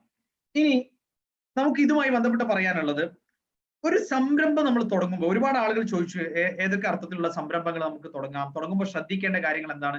അത് ഇൻഷാ അല്ലാഹ് എനിക്ക് തോന്നുന്നത് പിന്നെ മുസ്തഫ സാഹിബിന്റെ ടോക്കിന്റെ സംസാരത്തിന് ശേഷം അദ്ദേഹം അത് കൂടുതൽ പറയുമായിരിക്കും. എങ്കിലും ജസ്റ്റ് അതിൽ ഇസ്ലാമികമായി എനിക്ക് സൂചിപ്പിക്കാനുള്ളത്, ഇപ്പൊ ഒരുപാട് യുവാക്കളൊക്കെ വലിയ രൂപത്തിലുള്ള സാമ്പത്തിക ബാധ്യതകൾ വരുത്തി വെക്കുന്ന രൂപത്തിൽ സംരംഭങ്ങൾ തുടങ്ങും. നമ്മൾ എപ്പോഴും മനസ്സിലാക്കേണ്ടത്, വളരെ സ്റ്റഡി ചെയ്ത് കൃത്യമായി മനസ്സിലാക്കി ഓരോ സംരംഭത്തിന്റെയും നേട്ടങ്ങളെ കുറിച്ചും കോട്ടങ്ങളെ കുറിച്ചും ഒക്കെ വളരെ കൃത്യമായി മനസ്സിലാക്കിയ ശേഷമാണ് സംരംഭം തുടങ്ങേണ്ടത്. അതുപോലെ തന്നെ വലിയ രൂപത്തിൽ ഒരൊറ്റയടിക്ക് വലിയ നേട്ടം ഉണ്ടാക്കണം എന്ന് വിചാരിച്ചിട്ട് വലിയ ഹ്യൂജ് ഇൻവെസ്റ്റ്മെന്റ് കൃത്യമായ പഠനങ്ങൾ ഇല്ലാതെ ഇൻവെസ്റ്റ് ചെയ്തിട്ട് പിന്നെ വലിയ രൂപത്തിലുള്ള സാമ്പത്തിക ബാധ്യതകൾ വരുത്തി വെക്കുന്ന ഒരുപാട് സഹോദരങ്ങളെ വ്യക്തിപരമായി തന്നെ നമുക്കറിയാം. അപ്പൊ എന്താ വെച്ചാൽ തുടക്കത്തിൽ അവർ ഈ സംരംഭം തുടങ്ങിയപ്പോൾ നല്ല നേട്ടം അവർക്ക് ഉണ്ടായിട്ടുണ്ടാകും. അപ്പൊ പിന്നെ അതിന് വലിയ രൂപത്തിലുള്ള ഒരു ഇൻവെസ്റ്റ്മെന്റ് ചെയ്തിട്ട് അവർ അതിനെ ബൂസ്റ്റ് ചെയ്യാൻ വേണ്ടിയിട്ട് ട്രൈ ചെയ്യുമ്പോൾ അവിടെ പല പാളിച്ചകളും അവർക്ക് സംഭവിച്ചതായി കാണാൻ സാധിക്കും. എന്തുകൊണ്ടെന്നാൽ ഒരു സ്റ്റഡി ഗ്രോത്ത്, നമ്മൾ എപ്പോഴും നമ്മളുടെ ബിസിനസിന്റെ പൊട്ടൻഷ്യലും അതിന്റെ ഒരു ഗ്രോത്ത് പൊട്ടൻഷ്യലും ഒക്കെ നോക്കിയ ശേഷം സ്റ്റഡി ഗ്രോത്ത് എന്ന് പറയും. കൃത്യമായി വ്യവസ്ഥാപിതമായ വളർച്ചയാണ് ഉണ്ടാകേണ്ടത്. അതല്ലാതെ നമ്മൾ പിന്നെ വലിയ രൂപത്തിൽ പെട്ടെന്ന് തന്നെ ഉള്ളൊരു ഗ്രോത്ത് എന്ന് പ്രതീക്ഷിച്ചുകൊണ്ട് അതിനെ എക്സ്പാൻഡ് ചെയ്യുമ്പോൾ ഒരു പക്ഷേ നേരത്തെ ചെറിയ രൂപത്തിൽ നടന്നപ്പോൾ നമുക്കുണ്ടായിരുന്ന നേട്ടം പോലും ഇല്ലാത്തൊരവസ്ഥയിലേക്ക് അത് കൂപ്പുകൂട്ടാൻ ഇടയുണ്ട്. ഇതൊക്കെ ഒരു വിശ്വാസിയെ സംബന്ധിച്ചിടത്തോളം, ഞാൻ മറ്റൊരാളിൽ നിന്ന് ഫണ്ട് സ്വീകരിച്ചുകൊണ്ട് അല്ലെങ്കിൽ പാർട്ട്ണർഷിപ്പ് സ്വീകരിച്ചുകൊണ്ട് ബിസിനസ് ചെയ്യുമ്പോൾ വലിയ രൂപത്തിലുള്ള സൂക്ഷ്മത സംരംഭകൻ എന്ന നിലയ്ക്ക് ഞാൻ സൂക്ഷിക്കേണ്ടതുണ്ട് എന്നർത്ഥം. ഇനി നമ്മൾ ഈ ഓൺലൈൻ ട്രേഡിങ്ങിനെ കുറിച്ചിട്ടും സ്റ്റോക്ക് എക്സ്ചേഞ്ച് അതിനെ കുറിച്ചൊക്കെ നമുക്ക് ഇൻഷാ അല്ലാഹ് സംസാരിക്കാം. കുറഞ്ഞ സമയമാണ് നമുക്കുള്ളത്. അപ്പൊ ഇതില് പൊതുവെ നമ്മൾ നേരത്തെ പറഞ്ഞ രീതിയിലുള്ള ട്രഡീഷണൽ ഇൻവെസ്റ്റ്മെന്റ്സ് ആണെങ്കിലും അല്ലെങ്കിൽ സംരംഭങ്ങളാണെങ്കിലും ഒക്കെ അതിലാണെങ്കിലും അതുപോലെ സ്റ്റോക്ക് എക്സ്ചേഞ്ചിലാണെങ്കിലും കോമൺ ആയിട്ട് നമ്മൾ പാലിക്കേണ്ട കുറച്ച് കാര്യങ്ങളുണ്ട്. അതായത് ഹറാമായ സംരംഭങ്ങൾ നമ്മൾ അവോയ്ഡ് ചെയ്യണം. ഇതൊരു മുസ്ലിമിനെ സംബന്ധിച്ചിടത്തോളം ജീവിതത്തിൽ എല്ലാ ഇടങ്ങളിലും അയാൾ പാലിക്കേണ്ട ഒരു കാര്യമാണ്. ഒരു സാധാരണ കച്ചവടക്കാരനാണെങ്കിൽ പോലും അയാൾ പാലിക്കേണ്ട കാര്യമാണ്. അപ്പൊ ഹറാമായ കാര്യങ്ങൾ അയാൾ വിൽക്കാൻ പാടില്ല. ഹറാമായ കാര്യങ്ങൾ അയാൾ വിൽക്കാൻ പാടില്ല. അപ്പൊ ബിസിനസ് സംരംഭങ്ങൾ തന്നെ ഹറാമായ സംരംഭങ്ങളാണെങ്കിൽ അതിൽ ഇൻവെസ്റ്റ് ചെയ്യാനും പാടില്ല. അപ്പൊ സ്റ്റോക്ക് എക്സ്ചേഞ്ചിലൊക്കെ നമ്മൾ പോയിട്ട് ഷെയർ മാർക്കറ്റ് ഒക്കെ ആണെങ്കിൽ അതിൽ ഏറ്റവും ബേസിക് ആയിട്ട് നമ്മൾ മനസ്സിലാക്കേണ്ട ഒരു കാര്യം എന്ന് പറയുന്നത്, ഇപ്പൊ ഷെയർ മാർക്കറ്റിന്റെ ഹുക്കുമുമായി ബന്ധപ്പെട്ട് തന്നെ പണ്ഡിതന്മാർക്കിടയിൽ വ്യത്യസ്ത അഭിപ്രായങ്ങളുണ്ട്. നമുക്ക് ഇസ്ലാമികമായ നിയമങ്ങൾ പാലിച്ചുകൊണ്ട് ഷെയർ മാർക്കറ്റിൽ ഒരാൾ പിന്നെ ഇൻവെസ്റ്റ് ചെയ്യുകയാണെങ്കിൽ തെറ്റില്ല, നമുക്കൊരു മോഡറേറ്റ് പൊസിഷൻ എന്ന അർത്ഥത്തിൽ നമുക്ക് പറയാൻ പറ്റും. അപ്പൊ അതിലാണെങ്കിലും ട്രഡീഷണൽ ട്രേഡിങ്ങിലാണെങ്കിലും ശ്രദ്ധിക്കേണ്ട വളരെ സുപ്രധാനമായ കാര്യം, ഹറാമായ സെക്ടറുകളിൽ ഇൻവെസ്റ്റ് ചെയ്യാനോ പിന്നെ കച്ചവടം നടത്താനോ പാടില്ല എന്നുള്ളതാണ്. എന്ന് പറയുമ്പോൾ ഒന്ന് നമുക്കറിയാം, ഇൻട്രസ്റ്റ് ബേസ്ഡ് ആയിട്ടുള്ള ഇൻട്രസ്റ്റ് ഓറിയന്റഡ് ആയിട്ടുള്ള ഫിനാൻസ്, നമ്മളുടെ നാട്ടിലുള്ള ഫിനാൻസ് കമ്പനികളൊക്കെ അത്തരത്തിലുള്ള കമ്പനികളാണ്. അപ്പൊ അതുപോലെ ഫിനാൻസിങ് ചെയ്യുന്ന അല്ലെങ്കിൽ ബാങ്കിങ് സെക്ടറിൽ പ്രവർത്തിക്കുന്നതായ പിന്നെ കമ്പനികളുടെ ഷെയർസ് നമുക്ക് അനുവദനീയമായി വരികയില്ല. അതുപോലെ തന്നെ ഇപ്പോ ഹറാമായ രൂപത്തിലുള്ള പോർക്ക്, ആൽക്കഹോൾ, അതേപോലെ തന്നെ ടൊബാക്കോ, സിഗരറ്റ്സ്, ഇങ്ങനെ തുടങ്ങിയിട്ടുള്ള പോണോഗ്രാഫി, എന്റർടൈൻമെന്റ് ബിസിനസ്സുകൾ, സിനിമ, അതുപോലെ തന്നെ ഫിലിം ഇൻഡസ്ട്രി തുടങ്ങിയിട്ടുള്ള അത്തരം എന്റർടൈൻമെന്റ് ബിസിനസ്സുകൾ, ഇങ്ങനെ തുടങ്ങിയിട്ടുള്ള കാര്യങ്ങൾ, കോസ്മെറ്റിക്സുമായി ബന്ധപ്പെട്ട് വരുന്നതായ ബിസിനസ്സുകൾ, ഇങ്ങനെ തുടങ്ങിയിട്ടുള്ള ഏരിയകളിൽ നമുക്ക് ഇൻവെസ്റ്റ് ചെയ്യുമ്പോൾ അവിടെ പലതും വ്യക്തമായി തന്നെ ഹറാമുകളിൽ നിലനിൽക്കുന്നതാണ്, പലതും ഏറിയ പങ്കും ഹറാമുകളിൽ നിലനിൽക്കുന്നതാണ്. അപ്പോൾ അങ്ങനെയുള്ള ബിസിനസ്സുകളിൽ നമുക്ക് ഇൻവെസ്റ്റ് ചെയ്യാൻ പാടില്ല, അത് ഷെയർ മാർക്കറ്റ് ആണെങ്കിലും അല്ലാത്തവയാണെങ്കിലും. ഓക്കെ, ഇനി രണ്ടാമതായിട്ട് നമ്മൾ അതിൽ ശ്രദ്ധിക്കേണ്ടതായ കാര്യം എന്ന് പറയുന്നത്, നമുക്കറിയാം ഇൻട്രസ്റ്റ് എന്ന് പറയുന്നത്, റിബ എന്ന് പറയുന്നത്, പലിശ എന്ന് പറയുന്നത് വളരെ ഗൗരവമുള്ള വിഷയമാണ്. ജാബിർ റളിയല്ലാഹു അൻഹുവിന്റെ ഹദീസ് എല്ലാ കുട്ടികൾക്ക് പോലും അറിയുന്ന ഒരു ഹദീസാണ്. നബി കരീം സ്വല്ലല്ലാഹു അലൈഹി വസല്ലമയിൽ നിന്നും ജാബിർ റളിയല്ലാഹു അൻഹു ഉദ്ധരിക്കുന്ന, ഇമാം മുസ്ലിം ഉദ്ധരിച്ച ഹദീസാണ്. ലഅന റസൂലുള്ളാഹി സ്വല്ലല്ലാഹു അലൈഹി വസല്ലം ആകില റിബ വമുകിലഹു വകാതിബഹു വശാഹിദൈ. പലിശ തിന്നുന്നവനെയും തീറ്റിക്കുന്നവനെയും അത് എഴുതി വെക്കുന്നവനെയും അതുപോലെ തന്നെ അതിന് സാക്ഷി നിൽക്കുന്ന ആള്, ഇങ്ങനെ എല്ലാവരെയും അള്ളാഹുവിന്റെ റസൂൽ എന്ത് ചെയ്തിരിക്കുന്നു? ശപിച്ചിരിക്കുന്നു. അപ്പം സല്ലല്ലാഹു അലൈഹി വസല്ലം ശപിച്ച വിഭാഗത്തിൽ പെടുന്നവരാണ് പലിശയുമായി ബന്ധപ്പെടുന്നവർ എന്നർത്ഥം. അപ്പൊ അതുകൊണ്ട് തന്നെ നമുക്ക് ഇൻട്രസ്റ്റുമായി ബന്ധപ്പെട്ട് വരുന്നതായ ബിസിനസ്സുകൾ നമുക്ക് എന്തല്ല അനുവദനീയമല്ല. അപ്പൊ നമ്മൾ സ്റ്റോക്ക് എക്സ്ചേഞ്ചിൽ തന്നെ ഒരു കമ്പനിയുടെ ഷെയർ നമ്മൾ സെലക്ട് ചെയ്യുകയാണ് എങ്കിൽ, ഷെയർ മാർക്കറ്റിൽ സെലക്ട് ചെയ്യുകയാണ് എങ്കിൽ അവിടെ ബിസിനസ് തന്നെ ഹലാലായ ബിസിനസ് ഉള്ളവയായിരിക്കണം. ഇത് വളരെ പ്രയാസകരമായ ഒരു സംഗതി കൂടിയാണ്. കാരണം എന്താ വെച്ചാൽ ഇപ്പൊ ബേസിക്കലി നമ്മൾ ഹലാലാണെന്ന് ഇപ്പൊ IT സെക്ടറിൽ, ഇപ്പൊ നമ്മൾ IT സെക്ടർ എന്ന് പറയുമ്പോൾ അത് ഒരു ഹലാലായ ബിസിനസ് എന്ന നിലക്ക് നമ്മൾ എടുക്കുകയാണെങ്കിൽ ഈ കമ്പനികളിൽ പല കമ്പനികളും അവർ ഈ IT കമ്പനീസ് ഒരു പക്ഷേ നേരത്തെ നമ്മൾ പറഞ്ഞ എന്റർടൈൻമെന്റ് ബിസിനസ്സുകളിലുള്ളവർക്ക്, ബാങ്കിങ് സെക്ടറിലുള്ള ആളുകൾക്ക്, അതേപോലെ തന്നെ പോണോഗ്രഫി സെക്ടറിലുള്ള ആളുകൾക്ക്, ഇവർക്കൊക്കെ IT സൊല്യൂഷൻസ് പ്രൊവൈഡ് ചെയ്യുന്ന കമ്പനികളായിരിക്കും. അപ്പൊ നേരത്തെ പറഞ്ഞ പോലെ നിഷിദ്ധത്തിലേക്ക് തന്നെ എത്തി. അപ്പൊ ഈ IT സെക്ടറുകളിലാണെങ്കിൽ പോലും ഇത്തരത്തിലുള്ള നിഷിദ്ധങ്ങൾ കടന്നു വരാൻ വലിയ സാധ്യതകൾ നിലനിൽക്കുന്നുണ്ട്. അപ്പൊ നമ്മൾ ഹലാലായ കമ്പനിയെ ഓപ്റ്റ് ചെയ്യുക അല്ലെങ്കിൽ ചൂസ് ചെയ്യുക എന്ന് പറയുന്നത് വളരെ ശ്രമകരമായിട്ടുള്ള ഒരു കാര്യമാണ് എന്നർത്ഥം. വെറും നമ്മൾ ഈ പറഞ്ഞ പോലെ ടൊബാക്കോ അല്ലെങ്കിൽ ഈ പറഞ്ഞ പോലെ പോണോഗ്രഫി അല്ലെങ്കിൽ ഫിനാൻസിങ് സ്ഥാപനങ്ങൾ, ബാങ്കിങ് സ്ഥാപനങ്ങളൊക്കെ നമ്മൾ അവോയ്ഡ് ചെയ്തുകൊണ്ട് മാത്രം പൂർണ്ണമായി ഹലാലായ കമ്പനി ആയിക്കൊള്ളണം അല്ലെങ്കിൽ ഹലാലായ ഇൻവെസ്റ്റ്മെന്റ് ആയിക്കൊള്ളണം എന്ന് നമുക്ക് പറയാൻ സാധിക്കുകയില്ല എന്നർത്ഥം. ഇനി നമ്മള് അതുപോലെ നമ്മൾ മനസ്സിലാക്കേണ്ട ഒരു കാര്യം, നമ്മളൊരു കമ്പനിയുടെ ഷെയർ സെലക്ട് ചെയ്യുമ്പോൾ അതിൽ ആ കമ്പനിയുടെ ബിസിനസ് എത്തിക്കൽ ബിസിനസ് ആണോ, അതുപോലെ തന്നെ ആ കമ്പനി ഹറാമായ രൂപത്തിലുള്ള കാര്യങ്ങൾ ചെയ്യുന്നുണ്ട്. ഇപ്പൊ ടെലികോം കമ്പനീസിന്റെ ഷെയർ നമ്മൾ വാങ്ങിക്കാൻ, ഇപ്പൊ ടെലികോം കമ്പനീസിൽ നല്ലൊരു ശതമാനം എന്ത് ചെയ്യുന്നുണ്ട്, അവർ ഗാംബ്ലിംഗ് ചെയ്യുന്നുണ്ട്. ഇപ്പൊ നിങ്ങൾക്കറിയാം, ഗാംബ്ലിംഗ് എന്ന് പറഞ്ഞാൽ നമ്മൾ ഇസ്ലാമികമായ തലത്തിൽ നറുക്കെടുപ്പ് വഴി ഇപ്പൊ നിങ്ങൾക്ക് ചെറിയ എമൗണ്ട് നിങ്ങൾക്ക് മൊബൈലിൽ SMS വഴി നിങ്ങൾക്ക് മെസ്സേജ് ചെയ്യുകയാണെങ്കിൽ നിങ്ങൾക്ക് ഡ്രോയിൽ നിങ്ങൾക്ക് പങ്കെടുക്കാൻ പറ്റും. അപ്പൊ അതുവഴി നിങ്ങൾക്ക് എന്ത് ചെയ്യാം, നിങ്ങൾക്ക് വലിയ രൂപത്തിലുള്ള ക്യാഷ് വിൻ ചെയ്യാൻ സാധിക്കും എന്ന രൂപത്തിലുള്ള ഗാംബ്ലിങ്സ് അതിൽ വരുന്നുണ്ട്. മറ്റുള്ള രൂപത്തിലുള്ള ഹറാമായ രൂപത്തിലുള്ള അഡ്വർടൈസ്മെന്റ്സ്, അതുപോലെ തന്നെ ഹറാമായ രൂപത്തിലുള്ള പല രൂപത്തിലുള്ള സർവീസസ് പ്രൊവൈഡ് ചെയ്യുന്നുണ്ട്. ഇങ്ങനെയുള്ള ഒരുപാട് തലങ്ങൾ നമ്മൾ നോക്കിക്കഴിഞ്ഞാൽ പല കമ്പനികളും ബേസിക്കലി അവരുടെ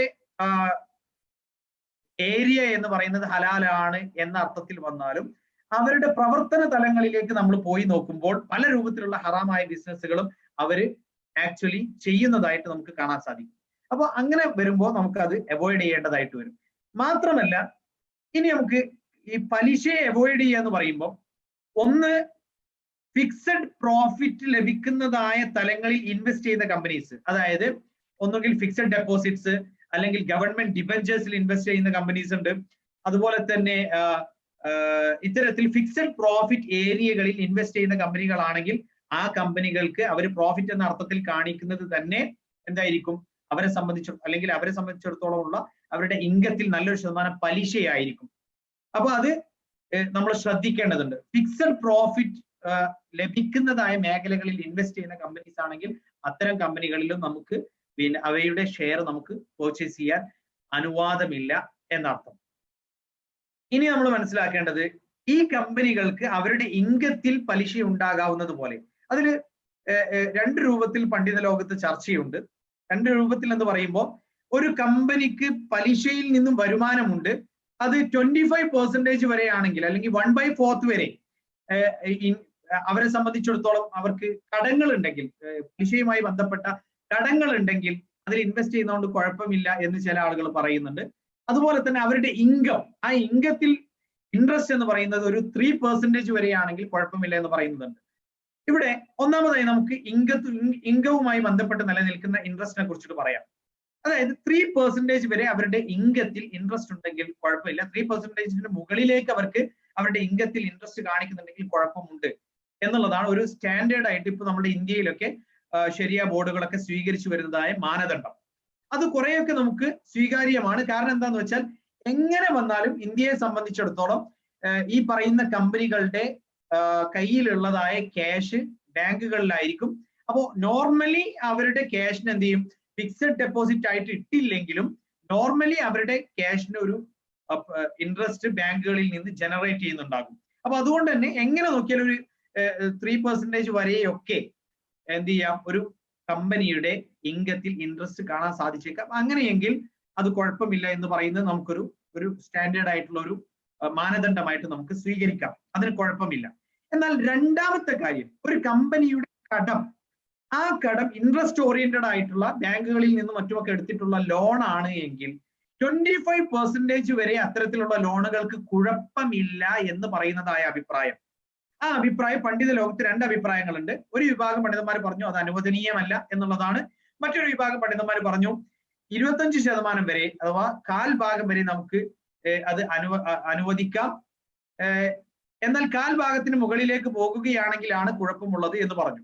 നമ്മളുടെ നാട്ടിൽ ഇപ്പൊ ടോറസ് ആണെങ്കിലും ടാറ്റ എത്തിക്കൽ ഫണ്ട് ആണെങ്കിലും അതുപോലെ തന്നെ നമുക്കറിയാം നിപ്പോൺ ഇന്ത്യ ETF എന്ന് പറയുന്ന നേരത്തെ റിലയൻസ് ETF ആയിരുന്ന ശരിയ ഓറിയന്റഡ് ആണ് അല്ലെങ്കിൽ പിന്നെ ശരിയ കംപ്ലൈന്റ് ആണ് എന്ന് പറയുന്നതായ ഫണ്ടുകൾ. അപ്പൊ ഒന്ന് ETF ആണ്, മറ്റു രണ്ടും ഷെയർ മാർക്കറ്റ് ഫണ്ട്സ് ആണ്, ഇക്വിറ്റി ഫണ്ട്സ് ആണ്.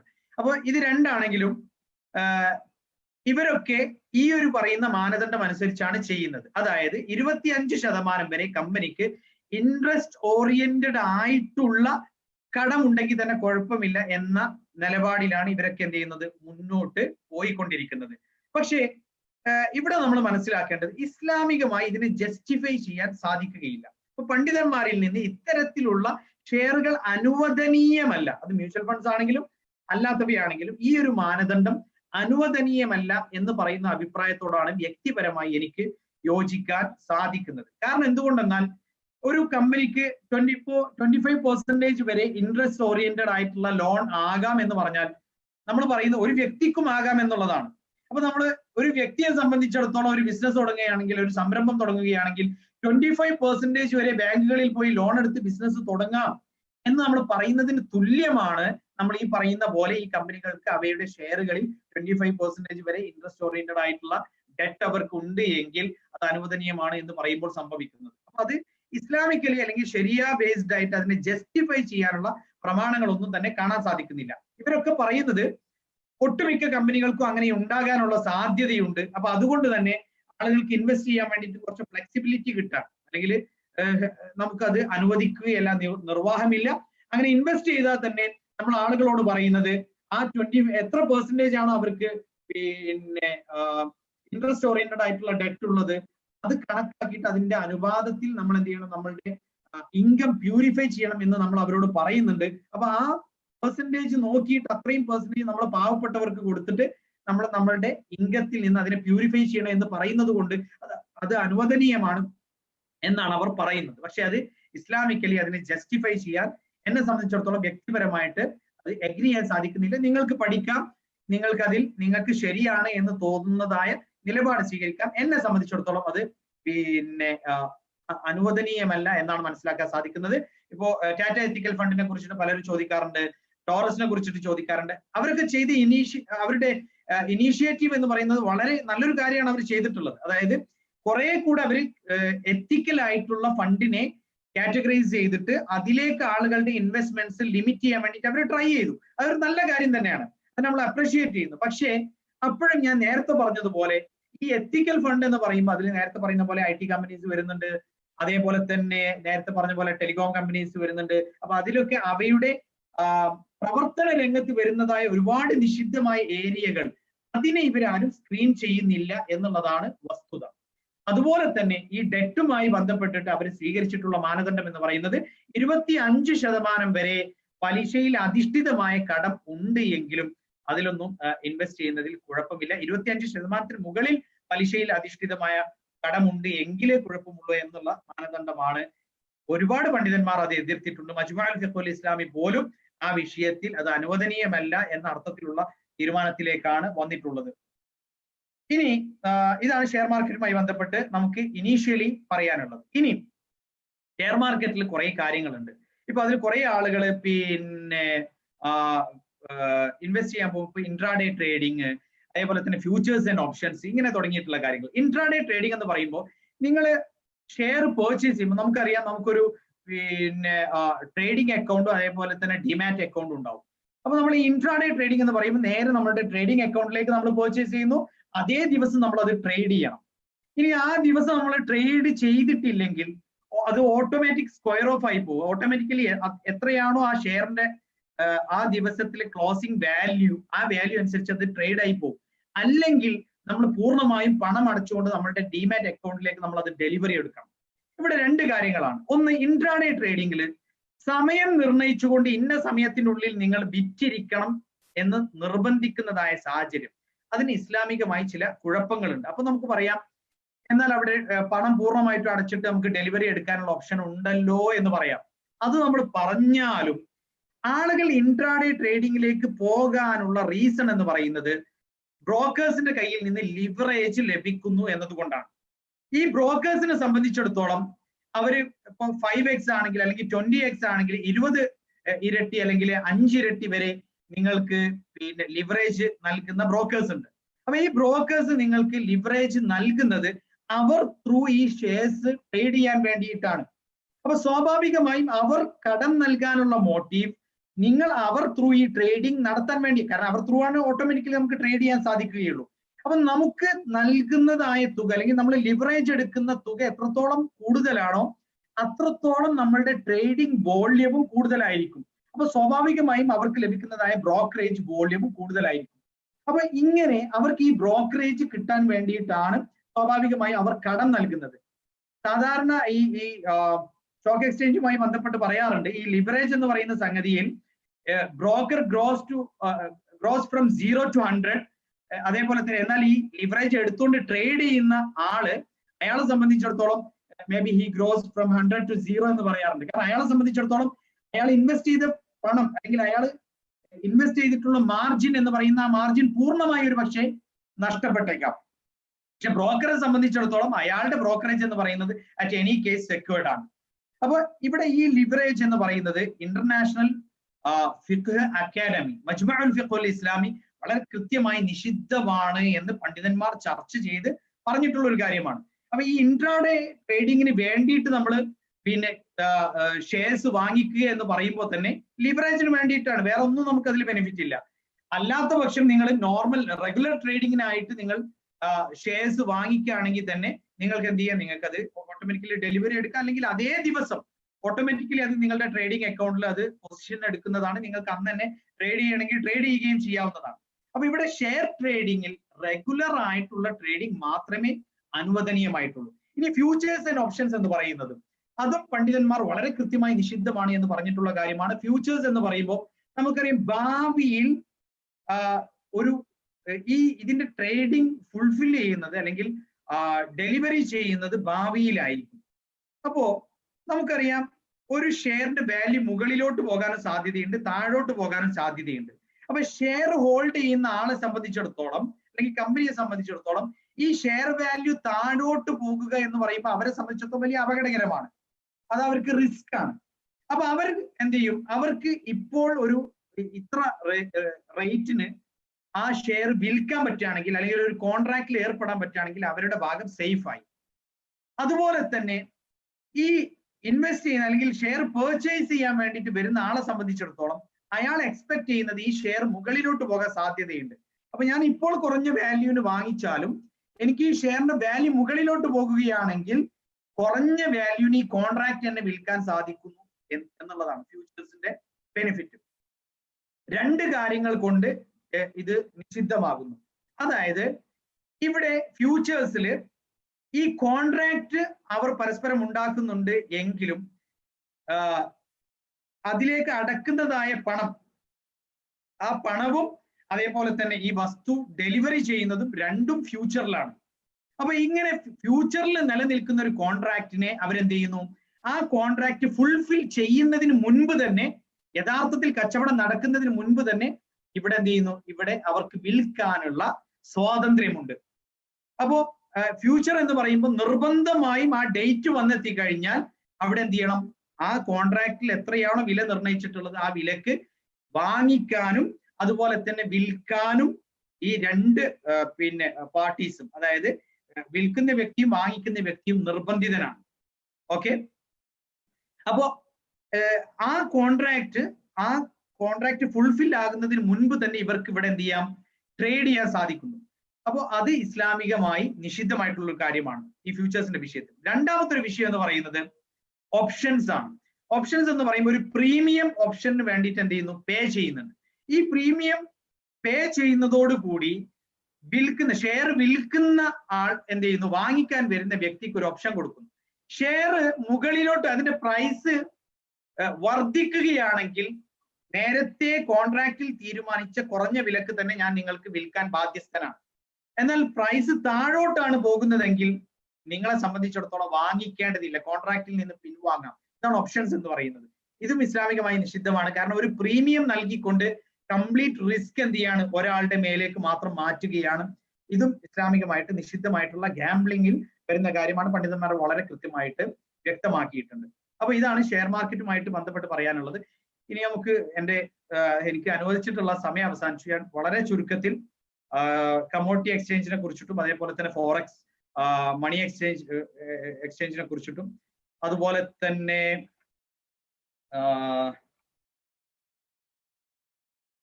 ഗോൾഡ് ETF-നെ കുറിച്ചിട്ടും നമുക്ക് പെട്ടെന്നൊന്ന് പറയാം ഇൻഷാ അല്ലാ.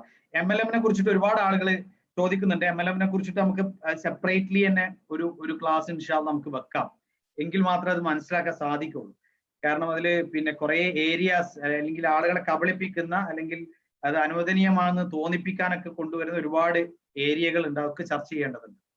അപ്പൊ ഇനി പിന്നെ കമ്മോഡിറ്റി എക്സ്ചേഞ്ച് എന്ന് പറയുന്നത്, കമ്മോഡിറ്റി എക്സ്ചേഞ്ച് നമുക്കറിയാം എന്താണ് കമ്മോഡിറ്റി എക്സ്ചേഞ്ചിൽ സംഭവിക്കുന്നത്. നമ്മളിപ്പോ ഒരു ബ്രോക്കറുടെ അക്കൗണ്ട് എടുത്ത് നമ്മൾ ട്രേഡ് ചെയ്യാന്ന് വിചാരിക്കുക. ക്രൂഡ് ഓയിൽ ട്രേഡ് ചെയ്യുന്നു, അല്ലെങ്കിൽ വീറ്റ് ട്രേഡ് ചെയ്യുന്നു. നമുക്കറിയാം അതിൽ വ്യത്യസ്ത രൂപത്തിലുള്ള കാര്യങ്ങളുണ്ട്.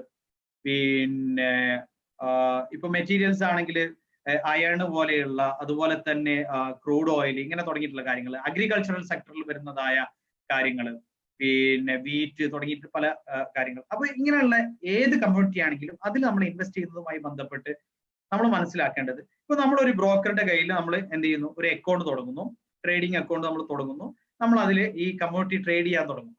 യഥാർത്ഥത്തിൽ നമ്മൾ ട്രേഡ് ചെയ്യുന്ന ഈ കമ്മോഡിറ്റി എവിടെയാണുള്ളത്? എപ്പോഴെങ്കിലും നമ്മൾ ചിന്തിച്ചു നോക്കിയിട്ടുണ്ടോ? ഇത് എവിടേക്കാണ് മൂവ് ചെയ്യുന്നത് നമ്മൾ ചിന്തിച്ചു നോക്കിയിട്ടുണ്ടോ? എങ്കിലൊന്നും നമ്മൾ ചിന്തിക്കേണ്ടതുണ്ട്.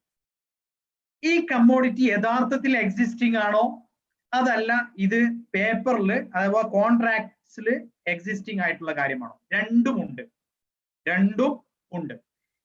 കൂടുതലായിട്ടുള്ളത് കോൺട്രാക്ട്സിലാണ്. അതായത് ഇപ്പൊ വീറ്റ് പ്രൊഡ്യൂസ് ചെയ്യുന്ന ഒരു ഫാമർ, അയാള് ഭയപ്പെടുകയാണ് നാളെ ഗോതമ്പിന്റെ വില താഴോട്ട് പോവുകയാണെങ്കിൽ എന്റെ കൃഷി നഷ്ടത്തിലാകും.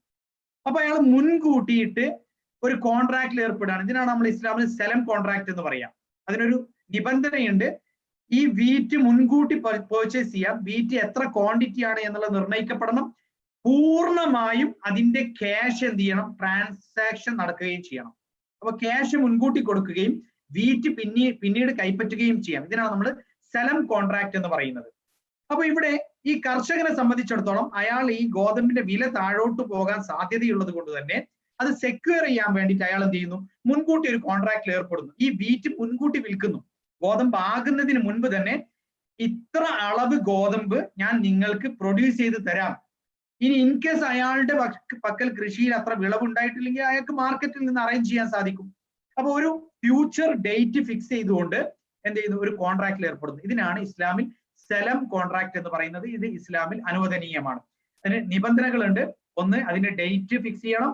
ഫ്യൂച്ചറിലുള്ള ഡേറ്റ് എപ്പോഴാണ് എന്ന് ആ ഫിക്സ് ചെയ്യുന്ന ഡേറ്റിൽ ഈ കോൺട്രാക്ട് നടത്തപ്പെടുന്നതായ വസ്തു അവൈലബിൾ ആകുന്ന ഒരു സംഗതി ആയിരിക്കണം.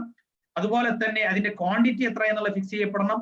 അതിന്റെ വില എന്ന് പറയുന്നത്, അതിന്റെ ക്യാഷ് എത്രയാണോ അത് കംപ്ലീറ്റ്ലി എന്ത് ചെയ്യണം, ട്രാൻസാക്ട് ചെയ്യപ്പെടുകയും ചെയ്യണം എന്നുള്ളതാണ്.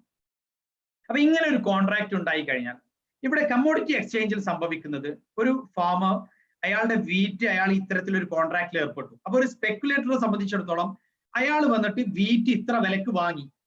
ഈ വാങ്ങിയ കോൺട്രാക്ട് ഇവിടെ വീറ്റ് ആകുന്നതിന് മുൻപ് അല്ലെങ്കിൽ അത് കൈപ്പറ്റുന്നതിന് മുൻപ് ഈ സ്പെക്കുലേറ്റർ അയാൾ ഈ വീറ്റ് കൈപ്പറ്റാൻ ഉദ്ദേശിക്കുന്നില്ല, അയാൾക്ക് വീറ്റും ആവശ്യമില്ല. അയാൾ ഈ കോൺട്രാക്ട് കമ്മോഡിറ്റി എക്സ്ചേഞ്ചിൽ വന്നുകൊണ്ട് ട്രേഡ് ചെയ്യുന്നു. അപ്പോൾ സ്വാഭാവികമായും ഈ യഥാർത്ഥത്തിൽ എക്സിസ്റ്റിംഗ് അല്ലാത്ത ഈ വീറ്റ്, ഈ കോൺട്രാക്റ്റിനെയാണ് ഇവിടെ ട്രേഡ് ചെയ്യുന്നത്. എന്നാൽ ഇസ്ലാമിൽ അൽ മുസ്ലം ഫീഹി അഥവാ സെലം ട്രേഡിംഗ് വഴി നിങ്ങൾ വാങ്ങിയിട്ടുള്ള കമ്മോഡിറ്റി കൈപ്പറ്റുന്നതിന് മുൻപായിട്ട് അതിനെ റീട്രേഡ് ചെയ്യുക എന്നുള്ളത്, അല്ലെങ്കിൽ ആ കോൺട്രാക്റ്റിനെ റീട്രേഡ് ചെയ്യുക എന്നുള്ളത് അനുവദനീയമല്ലാത്ത കാര്യമാണ്. അതാണ് കമ്മോഡിറ്റി എക്സ്ചേഞ്ചിൽ നടക്കുന്ന ഏറ്റവും വലിയൊരു ശതമാനം ട്രേഡിംഗ് എന്ന് പറയുന്നത്. രണ്ടാമത്തെ ട്രേഡ് എന്ന് പറയുന്നത്, ഇനിയിപ്പോ നമ്മൾ ഈ പറയുന്ന കമ്മോഡിറ്റി എക്സിസ്റ്റിംഗ് ആണെന്ന് വിചാരിക്കാം. പലപ്പോഴും ഇവ എക്സിസ്റ്റിംഗ് ആണെങ്കിൽ തന്നെ ഇത് കൈപ്പറ്റുക എന്ന് പറയുന്ന പ്രക്രിയ നടക്കുന്നില്ല. നമ്മളിപ്പോ ഇവിടുന്ന് ക്രൂഡ് വാങ്ങിക്കുന്നു, നമ്മളത് ട്രേഡ് ചെയ്യുന്നു, മറ്റൊരാൾ ഇതേപോലെ വാങ്ങിക്കുന്നു, അയാളും ഓൺലൈനിൽ അതേസമയം ട്രേഡ് ചെയ്യുന്നു. അപ്പൊ യഥാർത്ഥത്തിൽ ക്രൂഡ് ആവശ്യമുണ്ടായിട്ട് വാങ്ങിക്കുന്നവർ വളരെ കുറവാണ്. അപ്പൊ ഈ സ്പെക്കുലേറ്റേഴ്സ് എന്ന് പറയുന്നവർ അവർ ക്രൂഡോ അല്ലെങ്കിൽ ഈ വീറ്റോ ഒന്നും കൈപ്പറ്റാൻ ആഗ്രഹിക്കാത്തവരാണ്. അവരാകെ ഉദ്ദേശിക്കുന്നത് ഷോർട്ട് സെല്ലിംഗ് ഷോർട്ട് ടൈം സെല്ലിങ്ങിൽ നിന്ന്, ട്രേഡിങ്ങിൽ നിന്ന്, വിലയിൽ ഉണ്ടാകുന്ന വ്യത്യാസത്തിൽ നിന്ന് വല്ലതും തങ്ങൾക്ക് ലാഭം ഉണ്ടാക്കാൻ സാധിക്കുമോ എന്ന് ആഗ്രഹിച്ചു വരുന്നവരാണ്. അതുകൊണ്ടാണ് നമ്മൾ അവരെ സ്പെക്കുലേറ്റേഴ്സ് എന്ന് വിളിക്കുന്നത്. അപ്പോൾ ഇങ്ങനെ കൈപ്പറ്റാതെ നടക്കുന്നതായി ഇത്തരം ട്രേഡിങ് പലപ്പോഴും നിങ്ങളൊന്ന് ചിന്തിച്ചു നോക്കാം. ഇപ്പൊ നമ്മൾ ഈ ഓൺലൈനിൽ ട്രേഡ് ചെയ്യുന്നതായ ക്രൂഡ് എക്സിസ്റ്റിംഗ് ആണെങ്കിൽ, ഞാൻ ക്രൂഡ് വാങ്ങിക്കുന്നു, ഞാനത് ട്രേഡ് ചെയ്യുന്നു, മറ്റൊരാൾ ഇതേപോലെ മറ്റൊരു സ്ഥലത്ത് ഇരുന്നുകൊണ്ട് അത് വാങ്ങിക്കുന്നു, അയാളും ട്രേഡ് ചെയ്യുന്നു, എല്ലാവരും ഏറ്റവും കൂടുതൽ സ്പെക്കുലേറ്റേഴ്സ് ആണ്. ഈ സ്പെക്കുലേറ്റേഴ്സ് ഇതിങ്ങനെ വാങ്ങിക്കുകയും വിൽക്കുകയും വാങ്ങിക്കുകയും വിൽക്കുകയും ചെയ്യുന്നു. ആരും കൈപ്പറ്റുന്നില്ല, പിന്നെ ആരും ഈ ക്രൂഡ് കാണുന്നില്ല. അപ്പോൾ യഥാർത്ഥത്തിൽ ഈ ക്രൂഡ് ഉണ്ട് എന്ന് വച്ചാൽ തന്നെ, എക്സിസ്റ്റിംഗ് ആണെങ്കിൽ തന്നെ ഇതൊരു വെയർ ഹൗസിൽ അവിടെ നിലനിൽക്കുകയാണ്, അവിടുന്ന് ഇത് മൂവ് ചെയ്യുന്നില്ല. അപ്പൊ അതുകൊണ്ടാണ് നബി കരീം സ്വല്ലല്ലാഹു അലൈഹി വസല്ലം വിലക്കിയത്. നഹാ റസൂലുള്ളാഹി സ്വല്ലല്ലാഹു അലൈഹി വസല്ലം അൻ തുബാഅ സിൽഅ മിൻ ഹൈതു തുബ്താ. വിൽക്കപ്പെടുന്ന ഇടത്തിൽ വെച്ച് തന്നെ ഇങ്ങനെ റീട്രേഡ് ചെയ്യുക, ആരും കൈപ്പറ്റുക എന്ന് പറയുന്ന ഒരു പ്രക്രിയ നടക്കുന്നില്ല. ഇപ്പൊ ഞാനിപ്പോ ഉദാഹരണത്തിന് ഇപ്പൊ മനസ്സിലാക്കാൻ വേണ്ടി പറയാ, നാട്ടിലൊരു വെയർ ഹൗസ് ഉണ്ടാക്കി, അവിടെ വലിയ രൂപത്തിൽ കമ്പി, ക്വിന്റൽ കണക്കിന് കമ്പി കൊണ്ടുവന്നിട്ട് സ്റ്റോർ ചെയ്തു, എന്നിട്ട് ഒരു ഓൺലൈൻ പ്ലാറ്റ്ഫോം ഉണ്ടാക്കിയിട്ട് കമ്പി ട്രേഡ് ചെയ്യാൻ തുടങ്ങി. സ്വാഭാവികമായി കമ്പിയുടെ വില മാർക്കറ്റിൽ കൂടുകയും കുറയുകയൊക്കെ ചെയ്യും. അതിന്റെ അനുപാതം അനുസരിച്ച് ഇവിടെയും കമ്പിക്കുള്ള അതിന്റെ ഡിമാൻഡും സപ്ലൈയും വ്യത്യാസം വരും. അതിനനുസരിച്ച് ഞാൻ ഓൺലൈനിൽ ഉണ്ടാക്കിയ പ്ലാറ്റ്ഫോമിലും അതിന്റെ വില കൂടുകയും കുറയുകയും ചെയ്യും. അപ്പൊ ആളുകൾ അതിൽ നിന്ന് വാങ്ങിക്കുന്നു, കമ്പി വിൽക്കുന്നു, ആരും കൈപ്പറ്റുന്നില്ല, ആരും ആ കമ്പി എന്ത് ചെയ്യുന്നില്ല, കാണുന്ന പോലും ഇല്ല. അപ്പൊ സ്വാഭാവികമായിട്ടും ആ കമ്പി മൂവ് ചെയ്യാതെ വെയർ ഹൗസിൽ തന്നെ കിടക്കാന്ന് വിചാരിച്ചോ, ഓക്കെ. പക്ഷെ ട്രേഡിങ് ഇവിടെ നടക്കുന്നുണ്ട്. അപ്പോ ഇത് രണ്ട് രൂപത്തിൽ, ഒന്ന് കൃത്യമായി പ്രൊഡക്ട്സുകൾ ആവശ്യമുള്ള ആളുകളിലേക്ക് എത്താതെ പോകാൻ കാരണമായി തീരുന്നു, ഒന്ന്. രണ്ടാമത്തത് ഒരുപാട് രൂപത്തിൽ ഇത്തരത്തിൽ പ്രൊഡക്ട്സുകൾ കെട്ടിക്കിടക്കാൻ അത് കാരണമായി തീരുന്നു, ഒന്ന്. അതുകൊണ്ട് തന്നെ നബി സല്ലല്ലാഹു അലൈഹി വസല്ലം അത് വിലക്കിയത് വലിയൊരു സാമ്പത്തിക അത്ഭുതം തന്നെയാണ്. രണ്ടാമത്തെ കാര്യം എന്ന് പറയുന്നത് സാമ്പത്തിക രംഗത്ത് യഥാർത്ഥത്തിൽ പ്രൊഡക്റ്റിന്റെ ആവശ്യകതയും വിൽപ്പനയും നടക്കുന്ന യഥാർത്ഥ മാർക്കറ്റ് ഉണ്ടല്ലോ, ആ മാർക്കറ്റിലെ വിലയെ ഈ മാർക്കറ്റ് സ്വാധീനിക്കുന്ന സാഹചര്യം വരുന്നു. ഉദാഹരണത്തിന് ഒരു നാട്ടില് സാധാരണ നിലയ്ക്ക് അരി കച്ചവടം നടക്കുന്നുണ്ട്. ഒരാള് വലിയ തോതിൽ അരി പർച്ചേസ് ചെയ്തിട്ട് അയാൾ സ്റ്റോർ ചെയ്യാന്ന് വിചാരിക്കാം. എന്നിട്ട് അയാൾ എന്ത് ചെയ്യുന്നു, ആ അരി ആരും കൈപ്പറ്റുന്നില്ല, പക്ഷെ ഓൺലൈനിൽ എല്ലാവരും അരിയുടെ വില വ്യത്യാസം അനുസരിച്ചിട്ട് ട്രേഡ് ചെയ്തുകൊണ്ടേ ഇരിക്കുന്നു എന്ന് നമ്മൾ സങ്കല്പിക്കാം. അപ്പോൾ സ്വാഭാവികമായും ഈ ഓൺലൈൻ ട്രേഡിങ്ങിൽ വരുന്നതായ വില വ്യത്യാസങ്ങൾ യഥാർത്ഥ മാർക്കറ്റിലുള്ള അരിയുടെ വിലയെയും ബാധിക്കും, അങ്ങോട്ടും ഇങ്ങോട്ടും ബാധിക്കും എന്നർത്ഥം. അപ്പൊ ഇതൊക്കെ കമ്മോഡിറ്റി ട്രേഡിംഗ് എന്ന് പറയുന്നത് ഫിസിക്കലി കമ്മോഡിറ്റി മൂവ് ചെയ്യുന്നതായിരിക്കണം. അതുപോലെ തന്നെ നേരത്തെ നമ്മൾ പറഞ്ഞ പോലെയുള്ള ഫ്യൂച്ചർ കോൺട്രാക്ട്സ് ആണ് കമ്മോഡിറ്റിയിൽ ഉണ്ടാക്കപ്പെട്ടിട്ടുള്ളതെങ്കിൽ കമ്മോഡിറ്റി എക്സിസ്റ്റിംഗ് ആവുകയും അത് കൈപ്പറ്റുകയും ചെയ്ത ശേഷം മാത്രം, അത് കൈപ്പറ്റുക എന്ന് പറയുമ്പോൾ മറ്റൊരു രാജ്യത്താണെങ്കിലും ഏജൻസ് ത്രൂ നമുക്ക് കൈപ്പറ്റാം. അപ്പോ എങ്കിലും ആ കൈപ്പറ്റുക എന്ന് പറയുന്ന പ്രക്രിയ നടന്ന ശേഷമേ അത് റീട്രേഡ് ചെയ്യുക എന്ന് പറയുന്നത് ഇസ്ലാം അനുവദിക്കുന്നുള്ളൂ എന്നുള്ളതാണ്. ഇനി ഗോൾഡ് ETF എന്ന് പറയുന്നത്, ETF എന്ന് പറയുമ്പോൾ എക്സ്ചേഞ്ച് ട്രേഡഡ് ഫണ്ട് എന്നാണ്.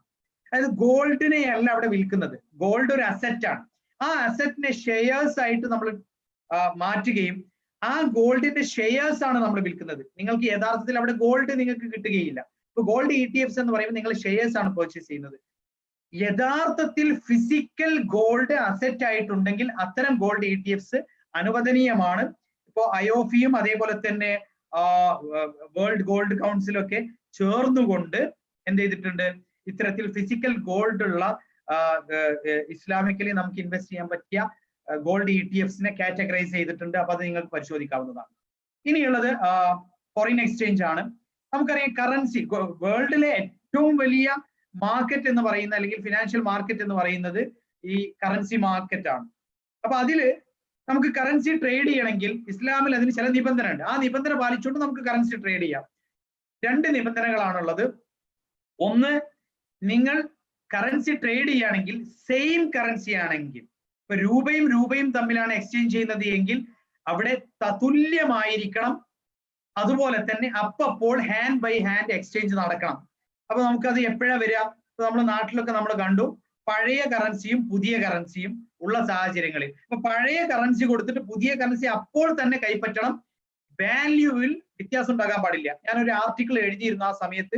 നമ്മുടെ നാട്ടില് ഇപ്പൊ 2000 റുപ്പീസ് പുതിയ നോട്ട് വന്നപ്പോ പല ആളുകളുടെ കയ്യിൽ ചില്ലറ ഇല്ലായിരുന്നു. അപ്പൊ 2000 പുതിയൊരു നോട്ട് കൊടുത്താൽ ചില്ലറ തരണമെങ്കിൽ 1800 അല്ലെങ്കിൽ 1900 നിങ്ങൾക്ക് തിരിച്ചു വരുള്ളൂ. അപ്പൊ അത് ഇസ്ലാമികമായിട്ട് അനുവദനീയമല്ല എന്ന് ആ സമയത്ത് വ്യക്തമാക്കിയിരുന്നു. ഇനി രണ്ടാമത്തെ ഒരു കാര്യം, നമ്മളിപ്പം പേയേഴ്സ് അഥവാ ഇപ്പോ രൂപയും ഡോളറും തമ്മിൽ, അല്ലെങ്കിൽ കുവൈറ്റ് ദിനാറും രൂപയും തമ്മിൽ, കുവൈറ്റ് ദിനാറും ഡോളറും തമ്മിലൊക്കെ നമ്മൾ അങ്ങോട്ടും ഇങ്ങോട്ടും എക്സ്ചേഞ്ച് ചെയ്യുകയാണെങ്കിൽ അവിടെ നമ്മൾ എന്ത് ചെയ്യണം? അവിടെ അപ്പോൾ എക്സ്ചേഞ്ച് ചെയ്യേണ്ടതുണ്ട്. ഒരു നിബന്ധന ബാധകമുള്ളൂ. അതായത് തുല്യമാകണമെന്നില്ല. രൂപക്ക് ഒരു വാല്യൂ ആയിരിക്കും, ഡോളറിന് ഒരു വാല്യൂ ആയിരിക്കും. പക്ഷെ അപ്പോൾ ട്രാൻസാക്ഷൻ നടക്കണം. അതുകൊണ്ട് തന്നെ ക്യാഷ് ട്രാൻസാക്ഷനെ നമുക്ക് ഫോറിൻ എക്സ്ചേഞ്ചിൽ നമുക്ക് അനുവദനീയമുള്ളൂ. അല്ലാതെ സ്പോട്ട് ട്രാൻസാക്ഷൻ എന്ന് പറയുന്നത്, സ്പോട്ട് ട്രാൻസാക്ഷൻ എന്ന് പറഞ്ഞാൽ ഒരു ഡേറ്റ് ഉണ്ടാവും, ഒരു സമയം ഉണ്ടാവും, ഫ്യൂച്ചറിലേക്ക് ഒരു സമയം ഉണ്ടാവും, 1 or 2 days.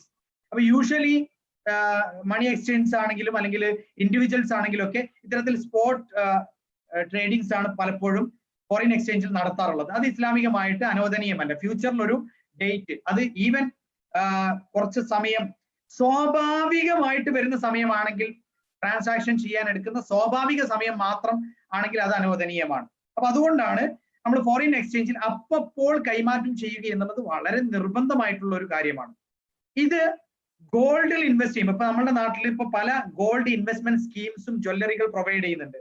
അതിൽ നമ്മൾ ഇൻവെസ്റ്റ് ചെയ്യുകയാണെങ്കിലും സ്വാഭാവികമായിട്ട് നിങ്ങൾ ഇപ്പോൾ പണം അടക്കുകയാണെങ്കിൽ നിങ്ങൾ അടച്ച പണത്തിനനുസരിച്ചിട്ടുള്ള ഗോൾഡ് അവിടെ അവർ അക്യുമുലേറ്റ് ചെയ്ത് വെക്കും. പിന്നെ നിങ്ങൾക്ക് ആ ഗോൾഡ് പോയിട്ട് കൈപ്പറ്റാം. നിങ്ങൾ കൈപ്പറ്റുന്ന സമയത്ത് കുറഞ്ഞ വിലയാണെങ്കിൽ നിങ്ങൾക്ക് ആ കുറഞ്ഞ വിലക്ക് ഗോൾഡ് തരും. വില കൂടിയിട്ടുണ്ടെങ്കിൽ നേരത്തെ നിങ്ങൾ പണം ഇൻവെസ്റ്റ് ചെയ്യുന്ന സമയത്ത് അതിന്റെ വില എത്രയാണോ ആ വിലക്ക് നിങ്ങൾക്ക് ഗോൾഡ് കൈപ്പറ്റാം എന്ന് പറയുന്ന സ്കീം. ഇത് ഇസ്ലാമികമായിട്ട് നിഷിദ്ധമായിട്ടുള്ള കാര്യമാണ്. കാരണം ഗോൾഡ് പർച്ചേസ് ചെയ്യുമ്പോൾ നമ്മൾ ക്യാഷ് കൊണ്ടോ അല്ലെങ്കിൽ ഗോൾഡ് കൊടുത്തിട്ടോ പർച്ചേസ് ചെയ്യുകയാണെങ്കിൽ, ഗോൾഡ് വേഴ്സസ് ഗോൾഡ് ആണെങ്കിൽ ഷുഡ് ബി ഈക്വൽ, തൂക്കം ഈക്വൽ ആയിരിക്കണം. അതുപോലെ തന്നെ അതിന്റെ അപ്പോൾ ട്രാൻസാക്ഷൻ കൈപ്പറ്റൽ നടക്കുകയും ചെയ്യണം.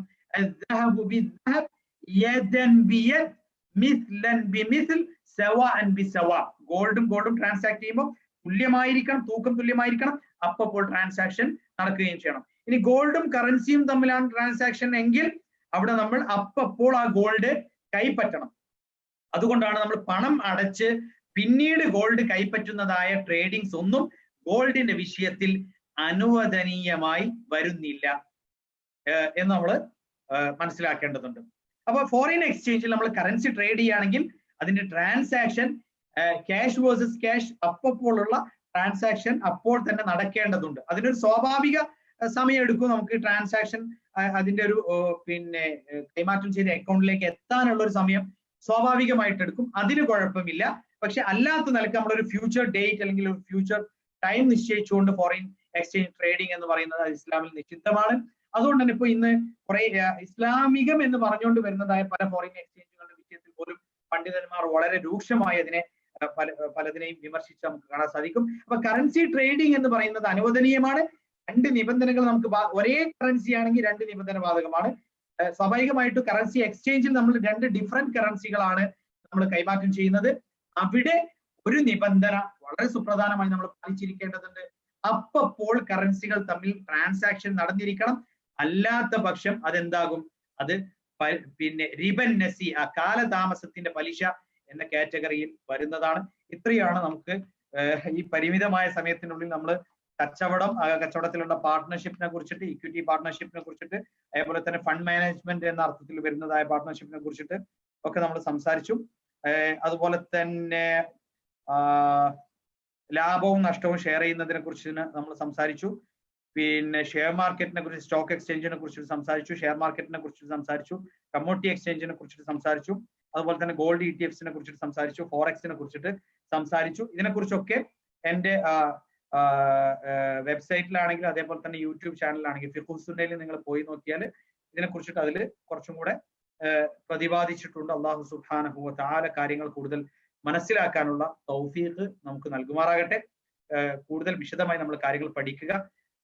എനിക്ക് തോന്നുന്നു ഇൻഷാ അള്ളാ എന്റെ സംസാരത്തിന് ശേഷം മുസ്തഫ സാഹിബിന്റെ സംസാരമായിരിക്കും. അള്ളാഹു അദ്ദേഹത്തിന് തൗഫീഖ് നൽകട്ടെ. അതിനുശേഷമായിരിക്കും നമ്മളുടെ ക്വസ്റ്റ്യൻ ആൻസർ സെഷൻ എന്നാണ് ഞാൻ കരുതുന്നത്. അപ്പോൾ അതിനിടയ്ക്ക് ഇവിടെ കുവൈറ്റിൽ ഇശാ നമസ്കാരത്തിന്റെ സമയം കൂടി ആയതുകൊണ്ട് എനിക്ക് നമസ്കാരത്തിന് കൂടി പോകേണ്ടതുണ്ട്. ബാറക്കല്ലാഹു ഫീക്കും. ജസാക്കുമുല്ലാഹു ഖൈറൽ ജസാ.